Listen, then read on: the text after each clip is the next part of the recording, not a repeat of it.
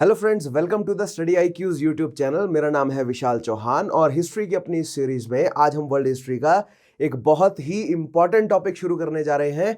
आज हम पढ़ेंगे प्रथम विश्व युद्ध यानी कि फर्स्ट वर्ल्ड वॉर के कारणों को। आज के टॉपिक पर बढ़ने से पहले मैं स्टूडेंट्स को बताना चाहूंगा कि अगर उन्होंने अभी तक प्रीवियस सेशंस नहीं देखे हैं सो make sure they watch all those previous sessions, क्योंकि विश्व युद्ध को अगर आपको समझना है बारीकी से तो पिछले टॉपिक्स आपके लिए बहुत इंपॉर्टेंट हो जाते हैं, राइट। मेरे सभी पिछले सेशंस को एक्सेस करने के लिए आप स्टडी आईक्यू के चैनल पर जाइए, आपको वहां पर मेरे नाम से प्लेलिस्ट मिल जाएगी। या उसके अलावा अगर आप यूट्यूब के सर्च बार पर मेरा नाम लिखते हैं विशाल चौहान तो आपको मेरे सेशंस, स्टडी आईक्यू के सेशंस वहां पर आपको मिल जाएंगे।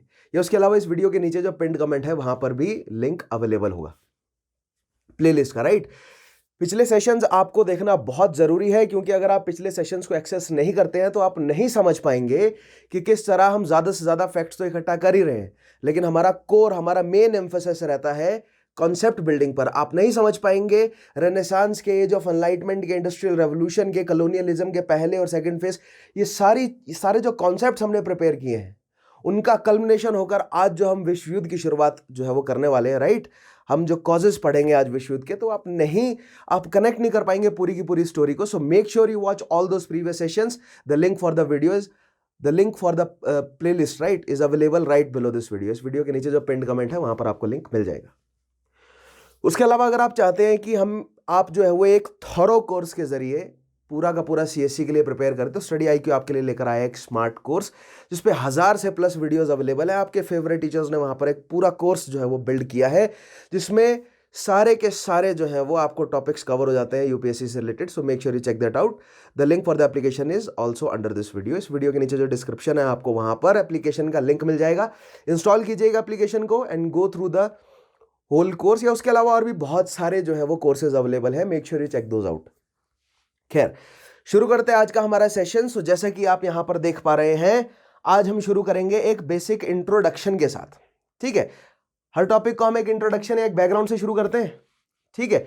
सो अगर आपने पिछले टॉपिक्स वर्ल्ड वॉर के फॉलो किए हैं, नॉट वर्ल्ड वॉर लेकिन वर्ल्ड हिस्ट्री के, अगर आपने पिछले टॉपिक्स फॉलो किए हैं तो आप भली भांति समझते हैं कि हमने वर्ल्ड वॉर का बैकग्राउंड किस परसेप्शन से या किन पॉइंट ऑफ व्यूज को ध्यान में रखते हुए प्रिपेयर किया है, राइट।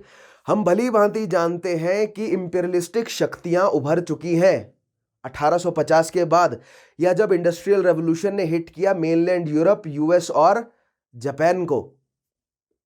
और यूरोप और मेनलैंड, यूएस हो गया, जापान हो गया, और मेनलैंड यूरोप में से सेंट्रल यूरोपियन पावर्स में से Germany, Austria, Hungary, Italy industrialised Nations के रूप में उभर कर आए और उन्होंने धीरे धीरे जो है वो अपने इंपीरियलिस्टिक जो है वो मोटिव्स को पूरा करना शुरू किया, राइट।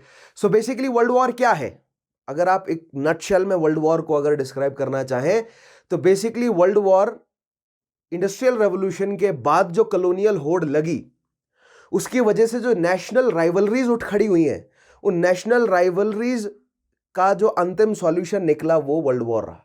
यानी कि उन नेशनल राइवलरीज ने अपने डिस्प्यूट्स को सॉल्व करने के लिए जो लास्ट रिजोर्ट जो है वो अपनाया वो है वर्ल्ड वॉर। सो बहुत सारे सवाल बनेंगे। आज हम वर्ल्ड वॉर के कारणों को देखेंगे, क्या है, हम वर्ल्ड वॉर के मेन कारणों को समझेंगे, MAIN, मेन कारण, राइट। उसके अलावा हम वर्ल्ड वॉर का थ्रू आउट कोर्स समझेंगे कि वर्ल्ड वॉर में क्या क्या घटनाएं हुई, यानी वर्ल्ड वॉर छिड़ने से पहले की इमीडिएट कारण क्या है। लॉन्ग टर्म कारण तो हम मेन कारण देखेंगे ही, इमीडिएट कारणों में भी हम समझेंगे। और फिर उसके बाद वर्ल्ड वॉर के युद्ध का कोर्स में आपको डिटेल से समझाऊंगा कि कहां कहां पर बैटल्स हुई थ्रू आउट 4 साल 5 साल जो है वो जो बैटल्स हुई, जो झड़पें हुई, वो सारी मैं आपको डिटेल में समझाऊंगा। और फिर उसके बाद वर्ल्ड वॉर के कंसीक्वेंसेस क्या हुए, कंसीक्वेंसेस में किस शक्ति, कौन कौन सी शक्तियां उभर कर आई, कौन जीता कौन हारा, जीतने के बाद कंसीक्वेंसेस क्या हुए, और हारने वाली जो पार्टी है, जो टीम है, जो अलायंस है, जो हारा, उनके साथ क्या जो है वो कंसीक्वेंसेस हुए। सो ये सारी चीजें, इन सारे सवालों के जवाब हम ढूंढेंगे। उसके अलावा कॉम्प्लिकेटेड सवाल हम देखेंगे कि क्या वर्ल्ड वॉर 1 को टाला जा सकता था, किसकी गलती है, ब्लेम गेम खेलेंगे, इल्जाम लगाएंगे किस पर लगेगा, ठीक है। हम अकाउंटेबिलिटी चेक करेंगे, फिर हम देखेंगे कि किस तरह हैंडल किया उन ब्लेम्स को दूसरी कंट्रीज ने, राइट। सो बहुत सारे सवाल बनते हैं, बहुत सारे। सो इतिहास, हिस्ट्री के ऑप्शनल से भी क्वेश्चंस उठाऊंगा, हिस्ट्री GS1 मेन से भी सवाल उठाऊंगा, या उसके अलावा जो राज्य के लेवल पर जो क्वेश्चन पूछे जाते हैं वहां से भी उठाऊंगा सवाल। और उन सवालों को हम डिस्कस नहीं करेंगे एज सच, उसके लिए अलग सेशंस होंगे, सवालों को डिस्कस वहां करूंगा, लेकिन उन सवालों में जो कॉन्सेप्ट्स पूछे गए हैं उन कॉन्सेप्ट्स को मैं जरूर बिल्ड करता हुआ चलूंगा अपने सेशंस में। देखिए मैं यही करता आ रहा हूं अभी तक। जितना आप जो कहेंगे ना, आप अगर पूछे मुझसे कि सर कॉन्सेप्ट्स जो है वो आप कहाँ से उठा रहे हैं, राइट, कोई भी कॉन्सेप्ट है वो उठा कहाँ से रहे, तो मैं प्रीवियस ईयर क्वेश्चंस से उठा रहा हूँ कॉन्सेप्ट्स को, जो कि या तो यूपीएससी ऑप्शनल्स में पूछे गए हैं, या तो GS1 में अभी तक पूछे गए हैं, या राज्यों के एग्जामिनेशंस में पूछे जाते हैं। ठीक है, वहां से जिस कॉन्सेप्ट पर सवाल बनता है उसी कॉन्सेप्ट को मैं अपने सेशन में समझाने की कोशिश कर रहा हूं। बस मैंने अभी तक आपको क्वेश्चंस कोट करने शुरू नहीं किए, उस लेवल तक हम पहुंचेंगे। मैं चाहता हूं पहले फाउंडेशन बने, क्वेश्चंस को कोट करना हम देखेंगे कि कहां कहां पर क्या क्या सवाल बना है और हमने क्या कवर किया है उसको या नहीं अपने सेशंस में। सो जुड़े रहिए, ठीक है। खैर, आज हमें कारणों को समझना है। कारणों में मैंने आपको बैकग्राउंड जो है वो भली भांति तैयार कर दिया है, ठीक है। स्क्रैम्बल फॉर एशिया में मैंने आपको, स्क्रैम्बल फॉर अफ्रीका में मैंने आपको बता दिया कि किस तरह जैसे ही मतलब इंडस्ट्रियल रेवोल्यूशन ने हिट किया और नेशंस जो है वो बनने लगे सेंट्रल यूरोप में, जर्मनी और इटली, वो उतर गए अफ्रीका को कॉलोनाइज करने के लिए और मेनलैंड अफ्रीका को कॉलोनाइज किया गया। उसके बाद जापान को कॉलोनाइज करने की कोशिश की गई, लेकिन जापान खुद एक इंपीरियलिस्टिक शक्ति में उभर आया। उसके अलावा चाइना को इकोनॉमिकली कॉलोनाइज करने की कोशिश की गई। न्यू वर्ल्ड में यूएस ने लैटिन अमेरिका को इकोनॉमिकली कॉलोनाइज किया, पॉलिटिकली नहीं, राइट। सो ये सारी चीजें पिछले टॉपिक में हम एस्टेब्लिश कर चुके हैं, और मैंने जो अभी तक हमने सारे टॉपिक पढ़े हैं उन सभी टॉपिक्स का कल्मिनेशन 1910 तक, 1914 तक मैं ले आया हूं, जिसमें हम भली भांति समझते हैं कि कौन कौन सी बड़ी शक्तियां हैं इस समय 1914 के आसपास। कौन कौन सी बड़ी शक्तियां हैं एशिया में? जापान, रशिया, सेंट्रल यूरोप में जर्मनी और इटली, इंपीरियलिस्टिक शक्तियां जर्मनी और इटली, और उसके अलावा मेनलैंड यूरोप में ऑस्ट्रिया हंगरी भी शक्ति है। उसके अलावा बेल्जियम, ब्रिटेन, फ्रांस, स्पेन, पुर्तगाल तो पुराने खिलाड़ी हैं ही वेस्टर्न यूरोप के, और यूएस जो है वो न्यू वर्ल्ड में एक बड़ी शक्ति, बड़ी इंडस्ट्रियल शक्ति के रूप में उभर रहा है। तो ये जो बड़ी इंडस्ट्रियल शक्तियां हैं इनके बीच में एक कंपटीशन है, और कंपटीशन है ना ही सिर्फ एक ग्लोबल पावर बनना, बट एक ग्लोबल सुपर पावर बनने की। समझ रहे हैं ना? पहले तो ये जो स्क्रैम्बल फॉर अफ्रीका था, या एशिया को कॉलोनाइज करने की जो होड़ थी, या लैटिन अमेरिका को कॉलोनाइज करने की, इकोनॉमिकली कॉलोनाइज करने की जो पूरी कंपटीशन था, ये ग्लोबल पावर बनने का कंपटीशन था। लेकिन यही सब ग्लोबल पावर्स जब ग्लोबल सुपर पावर बनने का एम्बिशन रख बैठी, तब हमें देखने को उस ग्लोबल सुपर पावर बनने का जो एम्बिशन है, उस एम्बिशन के तहत जो कॉन्फ्लिक्ट हुआ वो वर्ल्ड वॉर कहलाया। और वर्ल्ड वॉर क्यों कहा उसे, आइए समझते हैं इन स्टेटमेंट्स के जरिए। सो आई होप आपको बैकग्राउंड जो है वो प्रिपेयर्ड है, ठीक है। आपको लग रहा होगा कि बहुत गोलमोल बातें बोल दी सर ने, तो लेकिन अगर आप थॉरली मेरे सेशंस फॉलो करते आए हैं, ठीक है, दो केसेस हो सकते हैं, या तो आपने कुछ मेरे सेशंस देखे होंगे, या तो आपने सभी मेरे सेशंस देखे होंगे। तीसरा केस हो सकता है या तो आपने कोई भी सेशन ना देखा हो मेरा, राइट, आप पहली बार इस सेशन पे आए हो, तो आपको हो सकता है कि लग रहा हो बहुत गोलमोल बातें। लेकिन अगर आपने थॉरली पिछले सेशंस फॉलो किए होंगे तो अभी आपको बहुत मजा आ रहा होगा। आप समझ सकते होंगे कि मैं अभी सब बातें खुलकर नहीं बता रहा हूं, क्योंकि आप जानते हैं कि आगे जितना भी आज हम पढ़ने वाले हैं वर्ल्ड वॉर 1 को, उसमें बहुत सारी चीजें आप जानते हैं जिसका बैकग्राउंड ऑलरेडी प्रिपेयर्ड है, उसको मैं एलोबरेट करके बताने वाला हूं, ठीक है। और अगर आप पहली बार देख रहे हैं मेरे सेशंस को, सो make sure you watch all those previous sessions, तभी आपको इन सब सेशंस को पढ़ने में बहुत मजा आएगा, ठीक है। सो शुरू करते हैं। इस इंट्रोडक्शन में देखिए कुछ बहुत बेसिक पॉइंट्स लिखे हैं। इस इंट्रोडक्शन के जरिए मैंने बेसिकली कैसे वर्ल्ड वॉर 1 है ये एक्सप्लेन करने की कोशिश की है, ठीक है। सो पहला पॉइंट देखिएगा, in 1914 a war began in Europe which soon engulf almost the entire world. The damage caused by this war had no precedent in history. In the earlier wars, the civilian population were not generally involved and the casualties were greatly confined to the warring armies. The war, which began in 1940s, was a total war in which all the resources of warring states were mobilized. It affected the economy of the entire world. यहां से इन 4-5 point से ये आपको थोड़ी सी hint मिलेगी कि क्यों world war कहा जाता है इसे। इसीलिए वर्ल्ड वॉर कहा जाता है, क्योंकि पहली बात तो जिस लेवल पर यह युद्ध लड़ा गया, यानी जितनी बड़ी संख्या में सेनाएं इस युद्ध में पार्टिसिपेट किया, जितनी बड़ी संख्या में सेनाओं ने, वो अनप्रेसिडेंटेड था। उस तरह का युद्ध अभी तक नहीं देखा गया था, ना ही अमेरिकन सिविल वॉर में, ना ही क्राइमियन वॉर में, या उसके अलावा मतलब 1870 1860 के दौरान यूरोप में जितने भी युद्ध हुए थे, राइट, उस लेवल की अभी तक, जितना फर्स्ट वर्ल्ड वॉर में जितने सैनिकों ने पार्टिसिपेट किया, उस लेवल के मास पार्टिसिपेशन जो है वो अभी तक नहीं था। पहली चीज। दूसरी चीज, जितने सारे राष्ट्र और उनकी कॉलोनीज, उन राष्ट्रों पर डिपेंडेंट जो कॉलोनीज हैं या उन राष्ट्रों द्वारा अधिकृत जो कॉलोनीज हैं, इतनी बड़ी संख्या में वो युद्ध में उतर गए। अब देखिए, भारतीयों से पूछा नहीं गया, जब ब्रिटेन फर्स्ट वर्ल्ड वॉर में कूदा तो भारतीयों से पूछा नहीं गया, लेकिन डॉक्यूमेंट किस तरह हुआ है कि India was part of first world war because India was an empire of Britain, right.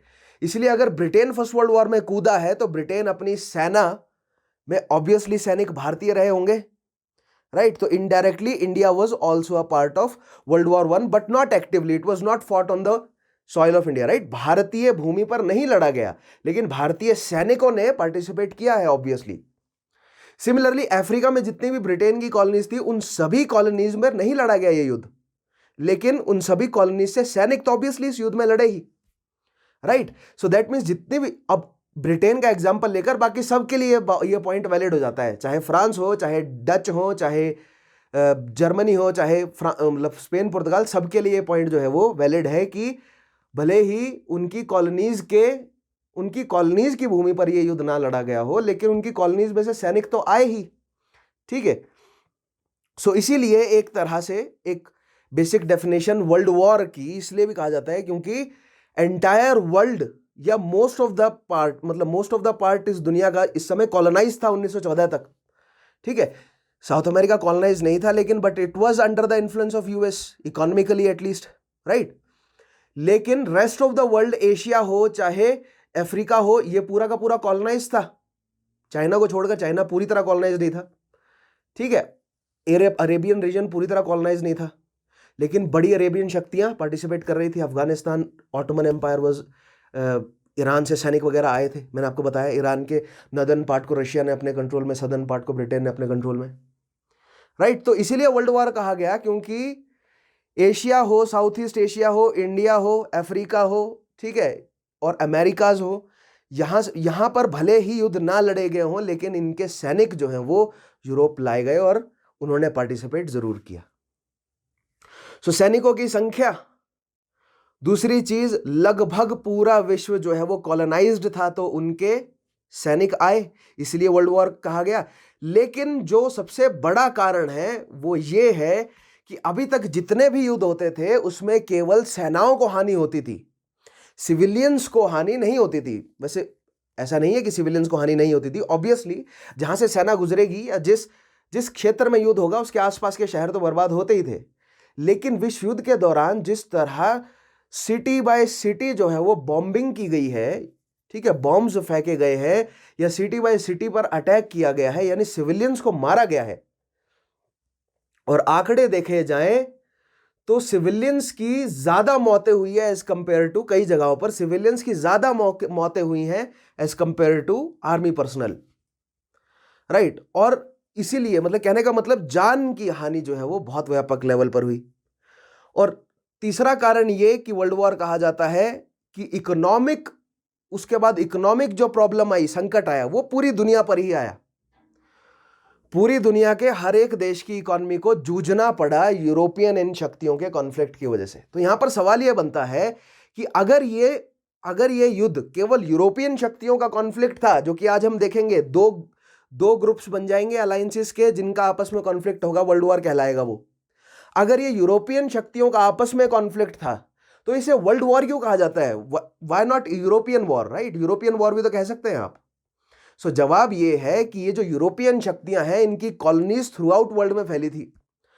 तो ये वॉर भले ही यूरोप और अफ्रीका की भूमि पर लड़ा गया हो, लेकिन इसका असर ग्लोबल था। क्यों? क्योंकि जहां जहां पर कॉलोनीज थी वहां से एक तो सैनिक लाए गए, उनकी हानि हुई, उनकी जान की हानि हुई, और इस जहां जहां पर कॉलोनीज थी उनकी इकोनॉमीज पर असर पड़ा, तो वॉर का इकोनॉमिक असर ग्लोबल था, इसीलिए वर्ल्ड वॉर कहा गया इसे। ठीक है, सो ये एक क्वेश्चन बनता है बहुत डिटेल में कि वर्ल्ड वॉर को वर्ल्ड वॉर क्यों कहा जाता है, यूरोपियन वॉर क्यों नहीं कहा जाता। तो इसकी एक्सप्लेनेशन कुछ इन पॉइंट्स में अवेलेबल है। ठीक है, सो फिर से देखते हैं। The damage caused by this war had no precedent in history precedent in history. In the earlier war, the civilian population were not generally involved and the casualties were greatly confined to the warring armies. The war, which began in 1914, was a total war in which all the resources of the warring states were mobilized. It affected the economy of the entire world. This was a total war, not a limited war. ठीक है, war की हमने दो जो है वो types देखी हैं। लिमिटेड वॉर क्या होता है कि आप बहुत सोच समझ के अपने सैनिकों को भेजते हैं, बहुत सोच समझ के अपने रिसोर्सेज को एम्प्लॉय करते हैं। लेकिन एक टोटल ऑल आउट वॉर में क्या होता है कि ना ही बच्चे को देखा जाता है, ना ही औरतों को, ना ही आदमी, किसी को कंसीडर नहीं किया जाता। शहर के शहरों को तबाह किया जाता है, सिविलियंस को, यानी आमतौर पर लिमिटेड वॉर्स में आमतौर पर सिविलियंस को आर्मी से दूर रखा जाता है और सिविलियंस को हानि नहीं पहुंचाई जाती। But in a total war पूरे के पूरे मतलब सभी रिसोर्सेज को झोंक दिया जाता है युद्ध में और सामने वाली यानी दुश्मन पार्टी के सभी रिसोर्सेज को एग्जॉस्ट करना, एक्सप्लॉइट करना और डिस्ट्रॉय करने की कोशिश की जाती है। ठीक है, और मोबिलाइज किया जाता है। देखिए, मोबिलाइज्ड वर्ड बहुत जरूरी है। अपने सारे के सारे रिसोर्सेज को मोबिलाइज करना, यानी आपके सैन्य रिसोर्स, आपके जितने भी हथियार, आपके पास जितने भी व्हीकल्स हैं, आपके पास जितने भी शिप्स हैं, जितने भी एयरक्राफ्ट्स हैं, या जितने भी आपके मैन्युफैक्चरिंग यूनिट्स हैं, उन सबको मोबिलाइज करना जल्द से जल्द। ठीक है, ये मोबिलाइजेशन वाला फंडा बहुत जरूरी है, बहुत काम आएगा और वर्ल्ड वॉर में बहुत बार यूज होगा ये मोबिलाइजेशन वाला फंडा। ठीक है, याद रखिएगा इसे। So it affected the economy of the entire world, ये हम समझ गए। The casualties suffered by the civilian population from bombing of the civilian areas and the famines and epidemics caused by the war far exceeded those suffered by the armies. ठीक है, शहरों पर bomb गिराए गए, सिविलियन पॉपुलेशंस को मारा गया। मैं जब आपको कोर्स ऑफ वॉर बताऊंगा ना, तो शहर बाय शहर देखेंगे कि किस तरह शहर बाय शहर जो है वो डिस्ट्रॉय किया गया है। और फिर उसके बाद देखेंगे एपिडेमिक्स, बीमारियां जो फैली। ठीक है, और फिर एक पैंडेमिक भी फैला, पैंडेमिक वाली सिचुएशन भी बनी। ठीक है, एपिडेमिक्स तो बहुत सारे फैले, भूखमरी फैली, बहुत सारे। यानी कि वॉर के दौरान देखिए, वॉर के सारे एस्पेक्ट्स को समझेंगे हम वॉर क्राइम्स को भी देखेंगे। ठीक है, उसके अलावा कंसीक्वेंसेस में आम लोगों के ऊपर और सेना के ऊपर, इकोनॉमी के ऊपर, और लॉन्ग टर्म कंसीक्वेंसेस क्या रहे। लॉन्ग टर्म कंसीक्वेंसेस इकोनॉमी पर भी, रूलिंग एलिट्स पर भी, और जो पीजेंट्री है, जो आम लोग हैं, उन पर भी। ठीक है, सारे एस्पेक्ट्स को कवर करेंगे वर्ल्ड वॉर के। मैंने बोला ना, इसलिए बार बार स्ट्रेस डालता हूं मैं कि मेरे सेशंस को आपको देखने का तरीका यह है कि केवल एक सेशन से काम नहीं चलेगा। मान लीजिए अगर आपने वर्ल्ड वॉर को मान लीजिए मैंने 3 हिस्से में करा दिया, ठीक है, तो केवल आप ये वर्ल्ड वॉर के 3 हिस्से पढ़े और आप सोचे कि मेरी वर्ल्ड वॉर जो है वो कंप्लीट होगी, नहीं। वर्ल्ड वॉर 1, राइट, आपको प्रीवियस टॉपिक्स देखे हुए होने चाहिए, तभी आप कनेक्ट कर सकेंगे। समझ रहे हैं? तभी मैं बार बार बोलता हूं that it is a series, आपको कनेक्ट करते हुए चलना पड़ेगा। और मेरी कोशिश यही रहती है कि पिछले सेशंस के साथ रेलेवेंसी बनाई रखूं। ठीक है, एक ही टॉपिक में सब कुछ पढ़ाया जा सके ऐसा संभव नहीं है। ठीक है, एक ही सेशन में। सो कोशिश कीजिए, यू कीप अप, पिछले टॉपिक्स को आप देखें। ठीक है, ऑलराइट, नेक्स्ट देखिएगा। In its impact also, the war had no precedent. It marked a turning point in world history. The battles of the war were fought in Europe, Asia, Africa, and Pacific. Because of the unprecedented extent of its spread and its total nature, it is known as First World War. देखिए, युद्ध क्षेत्र कहां फैला था? Europe, Asia, Africa और Pacific. सब बताऊंगा मैं आपको कि यूरोप में कहां, एशिया में कहां, अफ्रीका में कहां और पैसिफिक में कहां पर। ठीक है, जब मैं कोर्स ऑफ वॉर आपको पढ़ाऊंगा। लेकिन ये वॉर इतने बड़े लेवल पर फैला हुआ था और इसमें इतनी बड़े लेवल पर हानि हुई, टोटल नेचर इसका इतना व्यापक था जो कि आज तक नहीं देखा गया था, इसीलिए इसको वर्ल्ड वॉर कहा गया।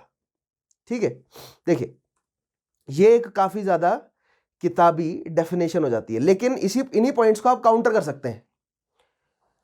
इन्हीं पॉइंट्स को आप काउंटर कैसे करेंगे?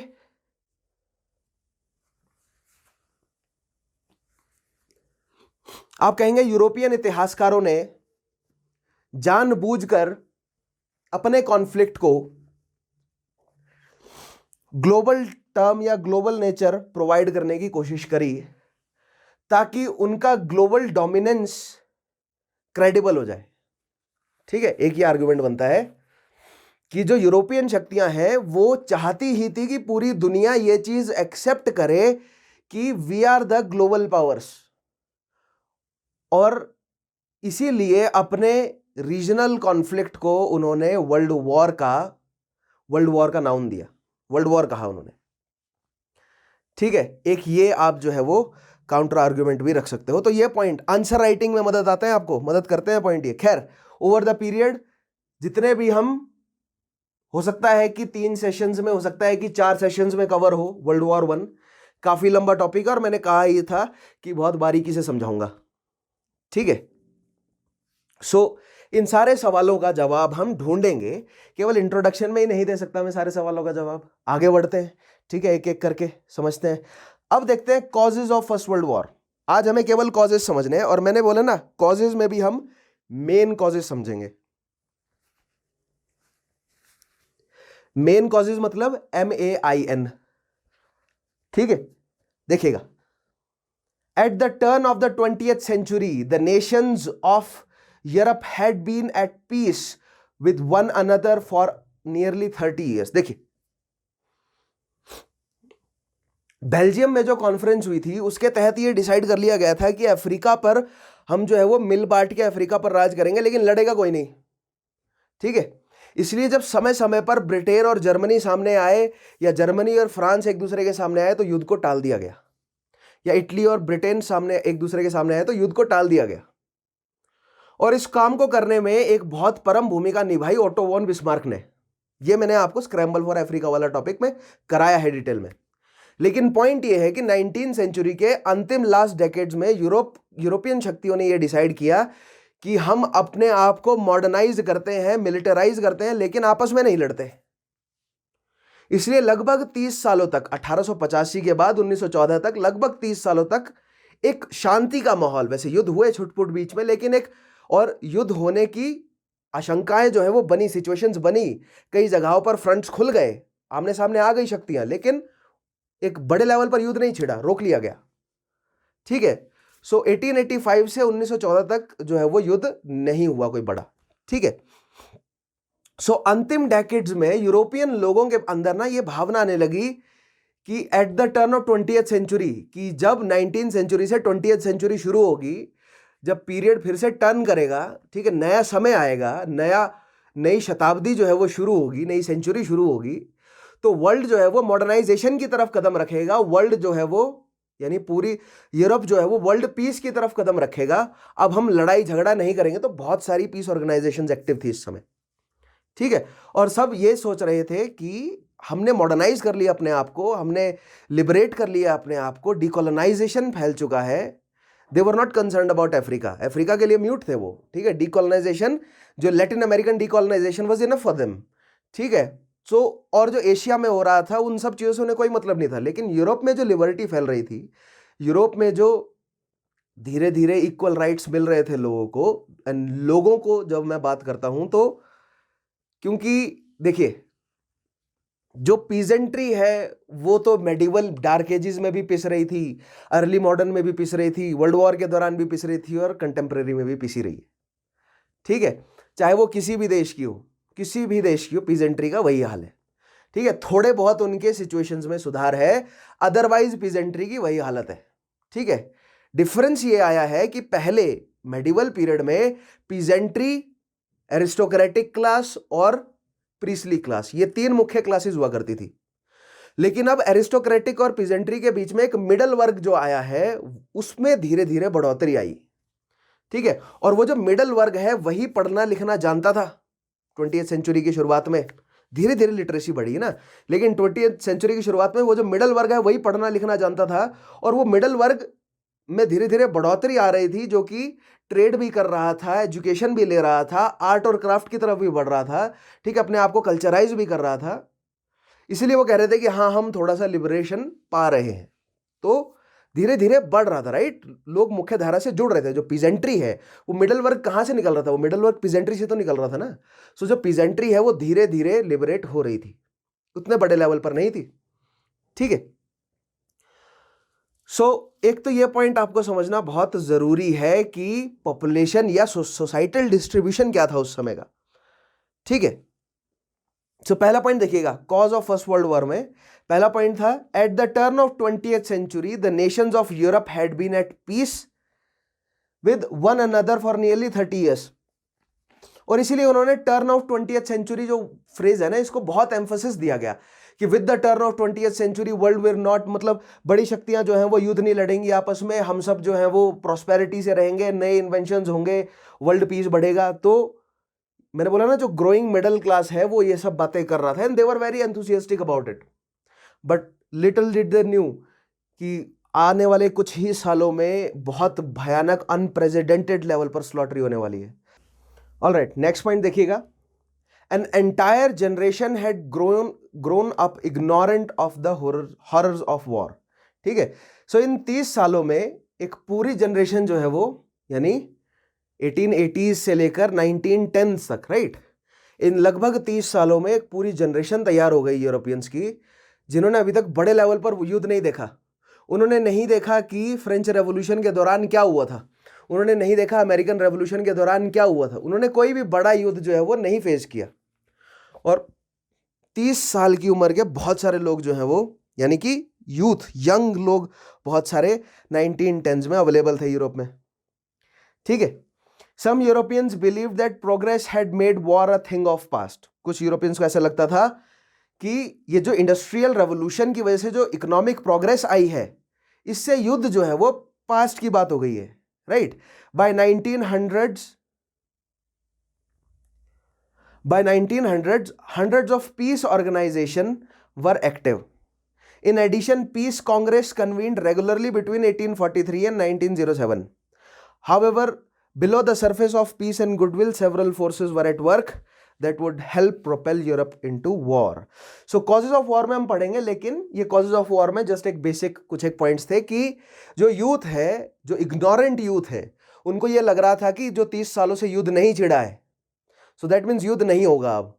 उनको नहीं पता था, बहुत कम जानकारी थी उन्हें कि अंडर द सरफेस जो गवर्निंग बॉडीज है वो किस तरह जो है वो एक दूसरे के साथ कंस्पायर कर रही हैं, अलायंसेस बना रही हैं, अलायंसेस को तोड़ रही हैं। ये सारी घटनाएं बैकग्राउंड में चल रही थी, ठीक है। और वो सब इकट्ठा होकर जो है वो जब फूट के आई तो हमें विश्व युद्ध देखने को मिला, ठीक है। आइए मेन कारणों को समझते हैं, ठीक है।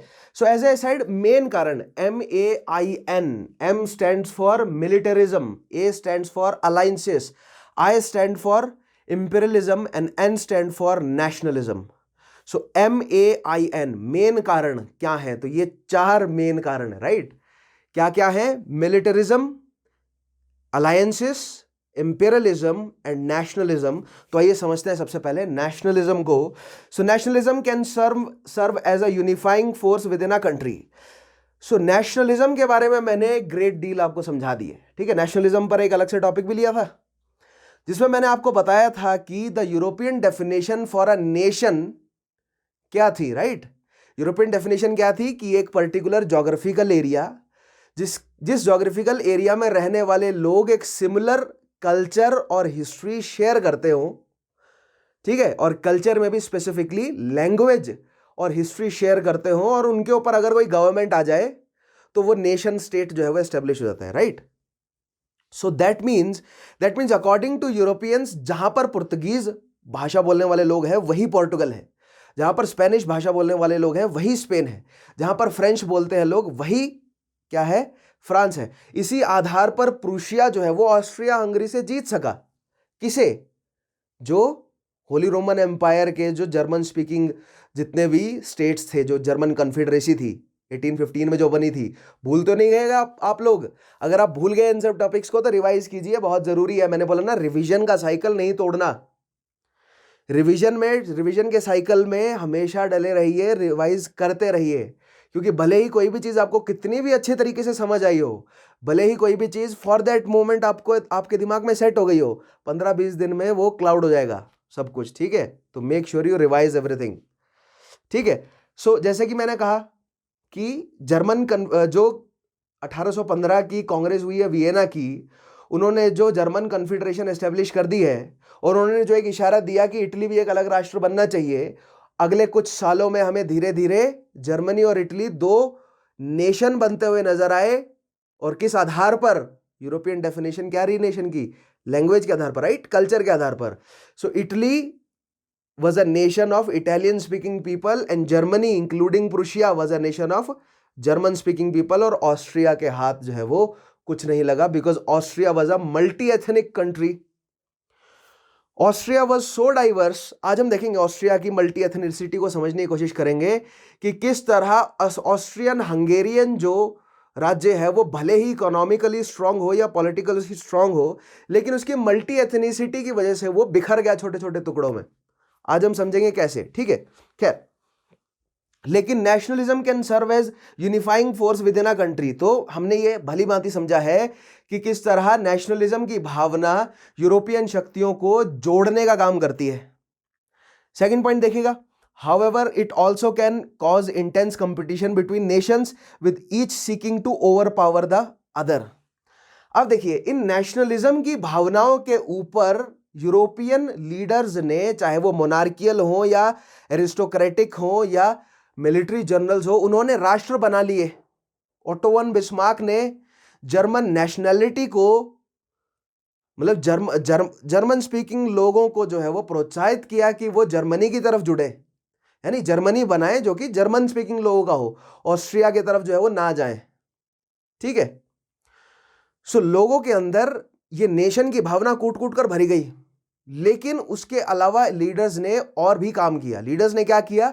नेशनलिज्म की भावना इतनी कूट कूट कर भर दी कि वो कट्टरता बन जाए, जो कि हमें सेकेंड वर्ल्ड वॉर के दौरान, सेकेंड वर्ल्ड वॉर का जब मैं बैकग्राउंड आपको करा रहा हूँ ना, यानी दोनों वर्ल्ड वॉर के बीच की घटनाएं, तो फासिज्म नासिज्म जब मैं आपको करा रहा हूँ, so it took the fascist और नासिस्ट रूप। फासिज्म और नासिज्म में वो बदल गया, सेंट्रल यूरोपियन जो कंट्रीज है वहां पर, राइट, जर्मनी और इटली एक्चुअली। लेकिन इसका मतलब ये नहीं है कि नेशनलिज्म को, लोगों के अंदर की नेशनलिज्म की भावना को अपील, या लोगों के अंदर की नेशनलिज्म की भावना का इस्तेमाल ब्रिटेन ने नहीं किया। In the name of their nation, in the name of their queen, in the name of their king, they did many atrocities over others, ठीक है। बहुत देशों को लूटा है, जीता है उन्होंने, in the name of their queen और किंग, ठीक है। सो नेशनलिज्म का इस्तेमाल ब्रिटिश ईस्ट इंडियन कंपनी ने, ब्रिटेन ने भी किया। नेशनलिज्म का इस्तेमाल जर्मनी ने भी किया, उसको नाम दे दिया गया नासिज्म, और इटली को फासिज्म। लेकिन खैर डिफरेंस हम समझेंगे और क्यों किया, पॉलिटिकल मोटिव्स, जैसे कि मैंने आपको बताया ही है कि इतिहास को क्रिटिकली एनालाइज करना है हमें, समझ रहे हैं ना। हमें केवल जो पॉपुलर किताबें हैं उसमें क्या लिख दिया है, नहीं, केवल उन पॉपुलर किताबों के भरोसे नहीं रहना है हमें क्रिटिकली एनालाइज करना है। वो क्रिटिकल एनालिसिस करने वाला इंटेलेक्ट हमें डेवलप करना है। यही चाहता है कमीशन हमसे, ठीक है। यही चाहता है कमीशन, देखना है कि क्या आपके अंदर वो क्रिटिकल एनालिसिस करने की इंटेलेक्ट जो है वो डेवलप हुआ या नहीं हुआ। खैर, सो जैसा कि यहां पर हमने ये पॉइंट पढ़ा कि however it also can cause intense competition between nations with each seeking to overpower the other. तो जो लीडर्स हैं, जो भी राष्ट्र बने यूरोप में, वो जो लीडर्स हैं वो चाहते थे कि उनकी सत्ता कायम रहे। पहली चीज, उन लीडर्स के पीछे जो कैपिटलिस्ट है वो चाहते थे कि हमारे बिजनेस कायम रहे। लेकिन अगर उनकी कुल पॉपुलेशन निकालोगे तो 1% से भी कम निकलेगी उस राष्ट्र की। दैट मीन्स जो बची हुई 99% से ज्यादा पॉपुलेशन है उस राष्ट्र की, उनको अपने 1% लोगों के लाभ को, मतलब 1% के जो प्रॉफिटियरिंग इंटरेस्ट है उसको पूरा करने के लिए, मोटिवेट करने के लिए नेशनलिज्म का इस्तेमाल किया जाता है, किया जाता था और किया जाता है, इनफैक्ट रहेगा भी अगर चेंज नहीं हुआ तो ये इकोनॉमिक सिस्टम, राइट। देखिए, जो प्रेजेंट इकोनॉमिक सिस्टम है ना, ये पूरा का पूरा डिजाइंड है उस वेल्दीएस्ट 1% को प्रॉफिट देने के लिए, ठीक है। ये बात हमें आज समझ आएगी, आज से 5 साल बाद समझ आएगी, आज से 10 साल बाद समझ आएगी, लेकिन समझ आ जाएगी धीरे धीरे लोगों को, ठीक है। और मैंने ये जिम्मेदारी जो है वो उठाई है कि मैं आपको जो इकोनॉमिक सिस्टम है वो एटलीस्ट समझाऊं, हिस्टोरिकल सिस्टम तो समझाऊं ही, क्योंकि मैंने बोला ना प्रेजेंट डे जो कंटेम्प्रेरी इकोनॉमिक सिस्टम है उसकी जड़ें मैं इतिहास से आपको निकाल कर दूंगा और आपकी वो समझ बनाऊंगा कि प्रेजेंट डे इकोनॉमिक सिस्टम को आप समझ सके कि चल क्या रहा है दुनिया में, ठीक है।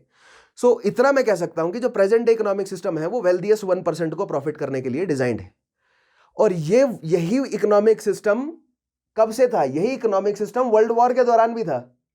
और सारा युद्ध ही एक्चुअली यही है कि ब्रिटेन ने और ब्रिटेन के जो एलाइड फोर्सेस हैं उन्होंने जो ये इतने लंबे सालों से, यानी कि 17th सेंचुरी से जो लड़ झगड़ कर केयरफुली धीरे धीरे पूरी दुनिया में इन्होंने ऐसा जो इकोनॉमिक सिस्टम डिजाइन किया है जो कि इनके 1% जो लोग हैं उनको फायदा करे केवल।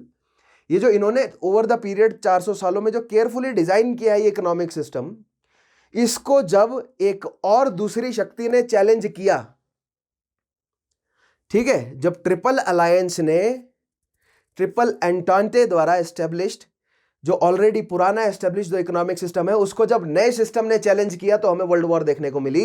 Old order versus new order यहां पर भी हमारा लागू हो जाता है, ठीक है। तो खैर मैंने बोला ना धीरे धीरे आपकी वो समझ बनाऊंगा, लेकिन इस पॉइंट में क्या था कि कॉम्पिटिटिव नेचर बन जाता है। कॉम्पिटिटिव नेचर कैसे बनता है राष्ट्रों का? क्योंकि जो 1% लोग हैं वो तो लड़ेंगे नहीं, वो तो कभी नहीं लड़ते। क्या आपने कभी किसी युद्ध में किसी कैपिटलिस्ट को लड़ते हुए देखा है? नहीं, युद्ध में हमेशा गरीब के बच्चे मरते हैं, ठीक है। युद्ध में हमेशा, ये दस्तूर नहीं कहेंगे आप इसे, ये स्ट्रेटजी होती है। एक गलती मत कीजिए कभी भी किसी भी मतलब पैटर्न को अगर कोई भी आपको हिस्टोरिकल पैटर्न समझ आ रहा है ना तो उसी ये मत समझिए कि कोइंसिडेंटल है, it is always a strategy, ठीक है। आम लोगों को मोटिवेट किया जाता है एक कैपिटलिस्ट लोगों के इंटरेस्ट को पूरा करने के लिए लड़ने के लिए, ठीक है। सो खैर नेक्स्ट पॉइंट देखिएगा, by the turn of 20th century. अब ये फिर से आ गया, ये बार बार यूज किया गया फ्रेज क्योंकि पीपल वर वेरी ऑप्टिमिस्टिक कि by the turn of 20th century बहुत कुछ अच्छा होगा। सो 1901 से लेकर 1910 तक या 1912 तक लोग बहुत खुश थे कि 20th सेंचुरी जो है वो आ गई है। और 1890s में लोग बोलते थे by the turn of 20th century ये हो जाएगा वो हो जाएगा। उस समय मैंने आपको बोला ना इंटेलिजेंशिया, एक नया मध्यम वर्ग जो है वो धीरे धीरे यूरोप में डेवलप हो रहा था। और वो जो नया इंटेलिजेंट वर्ग है वो हर जगह जो है वो कोशिश कर रहा था अपने इंटेलिजेंस को यूज करने की, ठीक है। तो फ्यूचर को प्रिडिक्ट करना भी, ठीक है, इतिहास को स्टडी करके फ्यूचर को प्रिडिक्ट करना भी एक उनमें से एक बहुत इंपॉर्टेंट जो है वो टास्क था इस इंटेलिजेंसिया के लिए। सो इसीलिए by the turn of 20th century phrase जो है वो बार बार बहुत ऑप्टिमिस्टिकली यूज किया गया है। लेकिन हम जानते हैं कि फिर हुआ क्या बाद में, ठीक है। खैर, by the turn of 20th century a fierce rivalry had developed among Europe's great powers. Fierce rivalry किस किस के, कौन कौन सी बड़ी शक्तियां थी? Germany, Austria Hungary, Great Britain, Russia, Italy and France, ठीक है। तो बेसिकली ये यूरोप की ग्रेट पावर आप कह सकते हैं। उस समय ग्रेट पावर कहने का मतलब बेसिकली ये है कि ये इंडस्ट्रियलाइज कर गए अपने आप को, ठीक है। और नेशंस में तो बन ही गए और इंडस्ट्रियलाइज भी कर गए। तो यूरोप में हमने डेफिनेटली, आपको याद होगा यूरोप को हमने किस तरह बांटा है, western Europe, central Europe, eastern Europe, है ना। वेस्टर्न यूरोप में 5 मुख्य शक्तियां, ब्रिटेन, डेनमार्क, फ्रांस, स्पेन, पुर्तगाल। सेंट्रल यूरोप में Belgium, Germany, Italy, Austria Hungary भी जोड़ लीजिए और अब लग्जमबर्ग को भी जोड़ेंगे आप। और ईस्टर्न यूरोप में पॉलिश लिथुआनिया जो है वो किसके कंट्रोल में है? ईस्टर्न यूरोप में रशिया कंट्रोल में। और साउथ ईस्ट में क्या है आपका? Ottoman empire. लेकिन अब बहुत इंपॉर्टेंट, फर्स्ट वर्ल्ड वॉर के दौरान बहुत इंपॉर्टेंट रोल बल्कान कंट्रीज भी प्ले करेंगी। इसीलिए हम ईस्टर्न यूरोप में बल्कान कंट्रीज को भी इस बार कंसीडर करेंगे, जो कि एक समय में हिस्सा थे ऑटोमन एम्पायर का। लेकिन ऑटोमन एम्पायर से जब उनको छुटकारा मिला तब कंपटीशन रशिया और ऑस्ट्रिया हंगरी के बीच में आया कि कौन उनको एक्वायर करेगा। वो लोग चाहते थे हमारा अलग राष्ट्र बन जाए, जो कि बाद में बना भी यूगोस्लाविया। खैर, उन सब कंक्लूजन तक हम पहुंचेंगे। लेकिन वेस्टर्न, सेंट्रल और ईस्टर्न यूरोप की शक्तियां, वेस्टर्न में कौन कौन सी? Great Britain, Netherlands, French, Spain, पुर्तगाल। सेंटर में कौन कौन? Belgium, Luxembourg, Germany, Austria Hungary, Italy. और ईस्टर्न में कौन कौन? रशिया, पोलिश लिथुआनिया और ये जो बाल्टिक कंट्रीज हैं 2-3, उसके अलावा दक्षिण में आपकी स्लेविक कंट्रीज और ऑटोमन एम्पायर। ठीक है, यही सब उतरेंगे युद्ध में, देखेंगे हम कौन किसका साथ देगा। Now this increasing rivalry among European Nations stemmed from several sources. अब वो सेवरल सोर्सेस हमें एक एक करके देखने हैं, उसमें सबसे पहले हम नेशनलिज्म देख रहे हैं। ठीक है, अब नेशनलिज्म कैसे? क्योंकि सभी जो है वो चाहते थे कि जर्मन, मतलब केवल जर्मन जो है वो मैंने बोला ना, सबको अब क्या बनना है, अब सबको जो है वो सुपर पावर बनना है या सुपर ग्लोबल पावर बनना है। ग्लोबल पावर तो एक्चुअली इफेक्टिवली है ही, Britain was a global power, US was a global power. ठीक है, लेकिन अब सबको जो है वो सुपर पावर बनना है जिसके कंट्रोल में पूरा का पूरा अर्थ हो। ठीक है, पूरे के पूरे धरती के जितना भी इकोनॉमिक सिस्टम है उसके कंट्रोल में हो, जो कि अभी तक लगभग ब्रिटेन के कंट्रोल में था। और ब्रिटेन को चैलेंज करने वाला एक जो शक्ति थी वो था यूएस, लेकिन यूएस ब्रिटेन से ही निकला था और यूएस और ब्रिटेन ने कॉमन इंटरेस्ट जो है वो लैटिन अमेरिका में ढूंढ लिया था, इसलिए यूएस और ब्रिटेन आपस में नहीं लड़ रहा था। ठीक है, साथ में दूसरा एक बड़ी शक्ति के, दूसरी एक बड़ी ग्लोबल सुपर पावर के रूप में उभरना चाहता था जर्मनी। सो बेसिकली यहां पर ब्रिटेन का ऑलरेडी एग्जिस्टिंग ग्लोबल पूरा का पूरा एम्पायर है इकोनॉमिक, क्योंकि ब्रिटेन द्वारा बिछाया गया, ब्रिटेन और फिर फॉलोड बाय यूएस और डेनमार्क, इन 2-3 शक्तियों द्वारा केयरफुली बिछाया हुआ जो इकोनॉमिक पैटर्न, इकोनॉमिक सिस्टम है, उसको चैलेंज करने आ गया था शक्ति में ब्रिटेन। सो ये जो नए ठेकेदार आए थे और पुराने जो ऑलरेडी एग्जिस्टिंग ठेकेदार हैं, इनके बीच का जो युद्ध है वर्ल्ड वॉर है। और हम देखेंगे कौन किसने किसका साथ दिया, किसने कब किसका साथ छोड़ दिया, ये सारी चीजें छोटी छोटी पेचीदगियां हम समझेंगे। ठीक है, खैर नेशनलिज्म में और देखिए, great Britain, home of the industrial revolution, had long been Europe's leaders in industry, finance and shipping. अब ये बात मैंने आपको भली भांति डिटेल में समझाई है कि ब्रिटेन से शुरू हुआ इंडस्ट्रियल रेवोल्यूशन।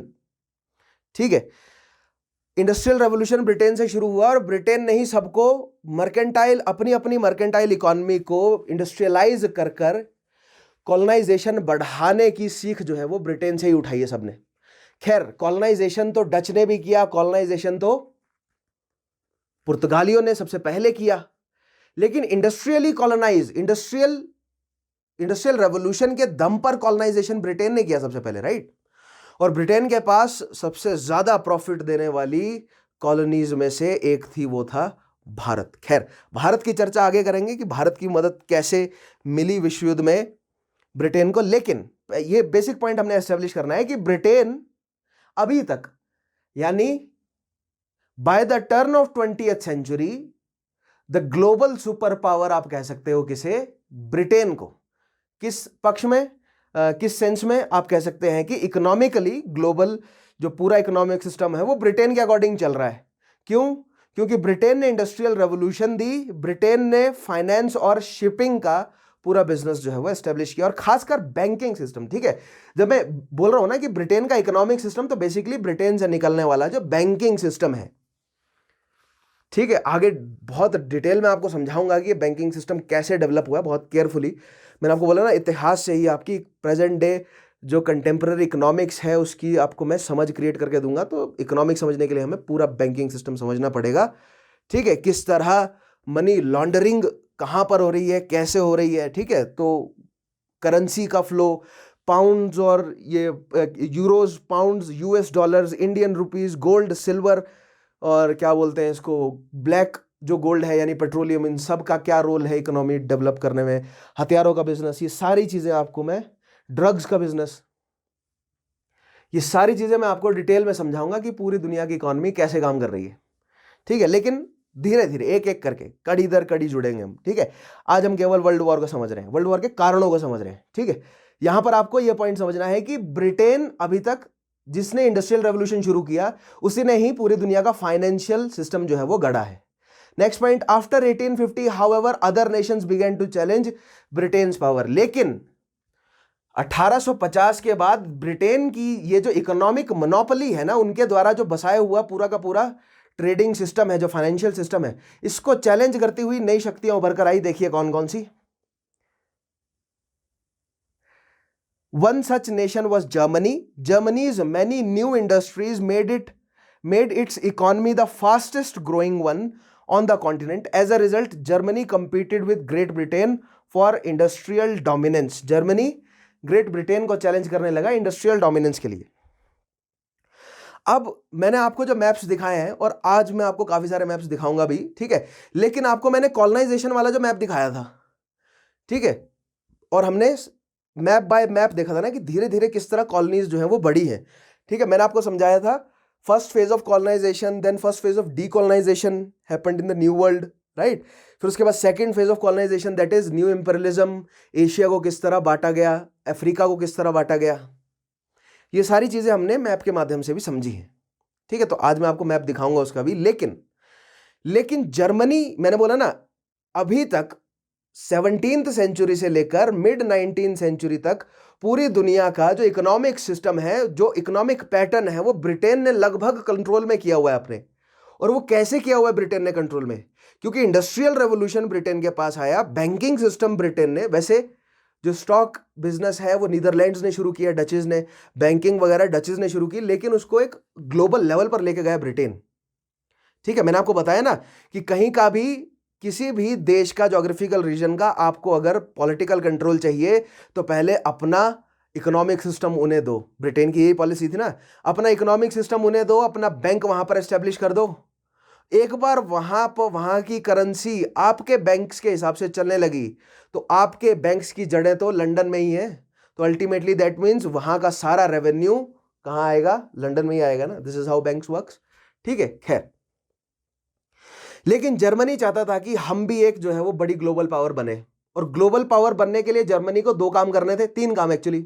पहला, जर्मनी को अपने आप को इंडस्ट्रियली रेवोल्यूशनाइज करना पड़ेगा, जो कि जर्मनी ने किया आफ्टर 1850 प्रूशिया के साथ, ठीक है। प्रूशिया पहले इंडस्ट्रियल रेवोल्यूशनाइज होने लगा। दूसरी चीज, जर्मनी को क्या चाहिए? जर्मनी को कॉलोनियल एम्पायर अपना बढ़ाना है, क्योंकि इंडस्ट्रियल रेवोल्यूशन आएगा, प्रोडक्शन बढ़ेगा, तो वो जो सरप्लस है उसको बेचने के लिए मार्केट चाहिए ना, सस्ता लेबर चाहिए और सस्ता रॉ मटेरियल चाहिए, वो सब कॉलोनीज से मिलता है। तो कॉलोनीज जो है वो जर्मनी ने एक्वायर करनी शुरू करी। और तीसरा, ये सभी ट्रेड हो कैसे रहा है? समुद्री मार्ग से हो रहा है, ठीक है। दैट मीन्स जिसके कंट्रोल में ये समुद्री मार्ग है, जिसके कंट्रोल में सी ट्रेड रूट है, वो, अब देखिए, आप कॉलोनीज एक्वायर कर लेंगे, आप सब कुछ प्रोड्यूस कर लेंगे, लेकिन अगर आपको ट्रेड ही नहीं करने दिया जाएगा समुद्र से, तो कैसे ट्रेड करेंगे? दैट मीन्स एक स्ट्रांग नेवी जो है वो जर्मनी को चाहिए, ताकि वो क्या कर सके, ताकि वो एक ग्लोबल सुपर पावर बन सके। और ये तीनों की तीनों चीजें ब्रिटेन के पास है। ब्रिटेन के पास एक बड़ा एम्पायर है, ब्रिटेन के पास इंडस्ट्रियल रेवोल्यूशन, और ब्रिटेन के पास अभी तक की सबसे स्ट्रांग नेवी है, ठीक है। ब्रिटेन इतने बड़े एम्पायर को कैसे कंट्रोल कर रहा है? अपनी नेवी के दम पे तो कर रहा है। भारत में कर्नेटिक वॉर्स में आ जाइए, कर्नेटिक वॉर्स ब्रिटेन अपनी नेवी के दम पर जीता है, ठीक है। क्योंकि भले ही जमीन पर आमने सामने की टक्कर में फंस जाता है, डेडलॉक्स आ जाते हैं, लेकिन समय पर ब्रिटेन से रीइंफोर्समेंट्स पहुंचने की वजह से ही डुप्ले हारा था, ठीक है। आप मुझे बताएंगे कि रीइंफोर्समेंट्स लेकर कौन आया था? उस नेवल अफसर का नाम मैंने कर्नेटिक वॉर्स में बताया। अगर आपने कर्नेटिक वॉर डिटेल में पढ़ी है तो वो जो रीइंफोर्समेंट्स ब्रिटेन से आई थी, उस नेवल अफसर का आप नाम बताएंगे जिसकी वजह से डुप्ले हारा था, ठीक है। अगर आपने ध्यान से पढ़े मेरे सेशंस तो आप समझ सकेंगे। लेकिन पॉइंट ये है कि ब्रिटेन की नेवी की वजह से ब्रिटेन इतने बड़े एम्पायर को कंट्रोल में रख सकता था। ब्रिटेन की सेना की संख्या नहीं थी इतनी, जो सेना है ना, आर्मी है, ब्रिटेन के पास आर्मी इतनी बड़ी नहीं थी जितनी बड़ी ब्रिटेन के पास नेवी थी। सो दैट मीन्स जर्मनी को अभी क्या करना है? जर्मनी को अपनी कॉलोनीज एक्सपेंड करनी है, जर्मनी को इंडस्ट्रियल रेवोल्यूशन लाना है, और जर्मनी को अपनी नेवी को दुरुस्त करना है, और यही काम जर्मनी ने किया भी, ठीक है। खैर, आगे देखते हैं। अब ये मैप देखिएगा, इस मैप को मैंने आपको पहले भी दिखाया है, ठीक है। ये 1914 का मैप है, और इसमें क्लियरली ये दिखाया हुआ है कि कॉलोनाइजेशन का एक्सटेंट क्या है अभी तक, ठीक है। तो इंग्लैंड सबसे ऊपर, देखिए, हमें केवल इंग्लैंड और जर्मनी से कंसर्न रहना है। तो ये जो आपको यहां पर कोने में नजर आ रहे हैं ना, सारे कंट्रीज के नाम लिखे हैं, सबसे ऊपर इंग्लैंड, सबसे आखिरी में जर्मनी। सो इंग्लैंड का देखिए, नॉर्थ अमेरिका में कनाडा, ठीक है, अफ्रीका में इजिप्ट, सुडान, साउथ सुडान, और दक्षिण में देखिए साउथ अफ्रीका वाला पूरा रीजन किसके कंट्रोल में है? यूके कंट्रोल में, राइट। उसके अलावा इंडियन सब कॉन्टिनेंट पूरा का पूरा यूके कंट्रोल में, बर्मा और वहां कोने में ऑस्ट्रेलिया जो है वो पूरा यूके कंट्रोल में। क्या इतनी सारी टेरिटरीज जर्मनी के पास है? नहीं है। जर्मनी के आप देखेंगे तो अफ्रीका में केवल वेस्टर्न साइड और ईस्टर्न साइड दो रीजन है। आगे मैं आपको अलग से मैप में दिखाऊंगा भी, लेकिन इस मैप के माध्यम से आपकी मेमोरी को मैं जॉग करना चाहता था कि किसके पास कितनी टेरिटरी है। सो ग्लोबल पावर यूरोप में, यूरोप से है ग्लोबल पावर कौन कौन सी? ब्रिटेन, पुर्तगाल, Spain, France, Germany, Italy, Russia, ठीक है, बेल्जियम और इधर यूएस। ठीक है, तो ये मैप हम भली भांति जानते हैं। अगर आपके पास ये मैप नहीं है तो स्क्रीनशॉट ले लीजिए। और अगर आपने पिछले टॉपिक्स नहीं देखे हैं, अगर आपने देखे हैं तो आप जानते हैं कि मैंने कहां पर ये मैप्स सारे दिखाए थे लाइन से, वहां से उठाया मैंने इस मैप को फिर से। ठीक है, खैर आगे बढ़ते हैं।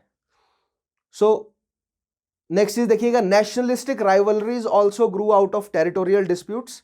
देखिए पहली नेशनलिस्टिक राइवलरीज देखी हमने कि इंडस्ट्रियल रेवोल्यूशन लाना है, अपनी इकोनॉमी को ग्रो करना है, ग्लोबल सुपर पावर बनना है।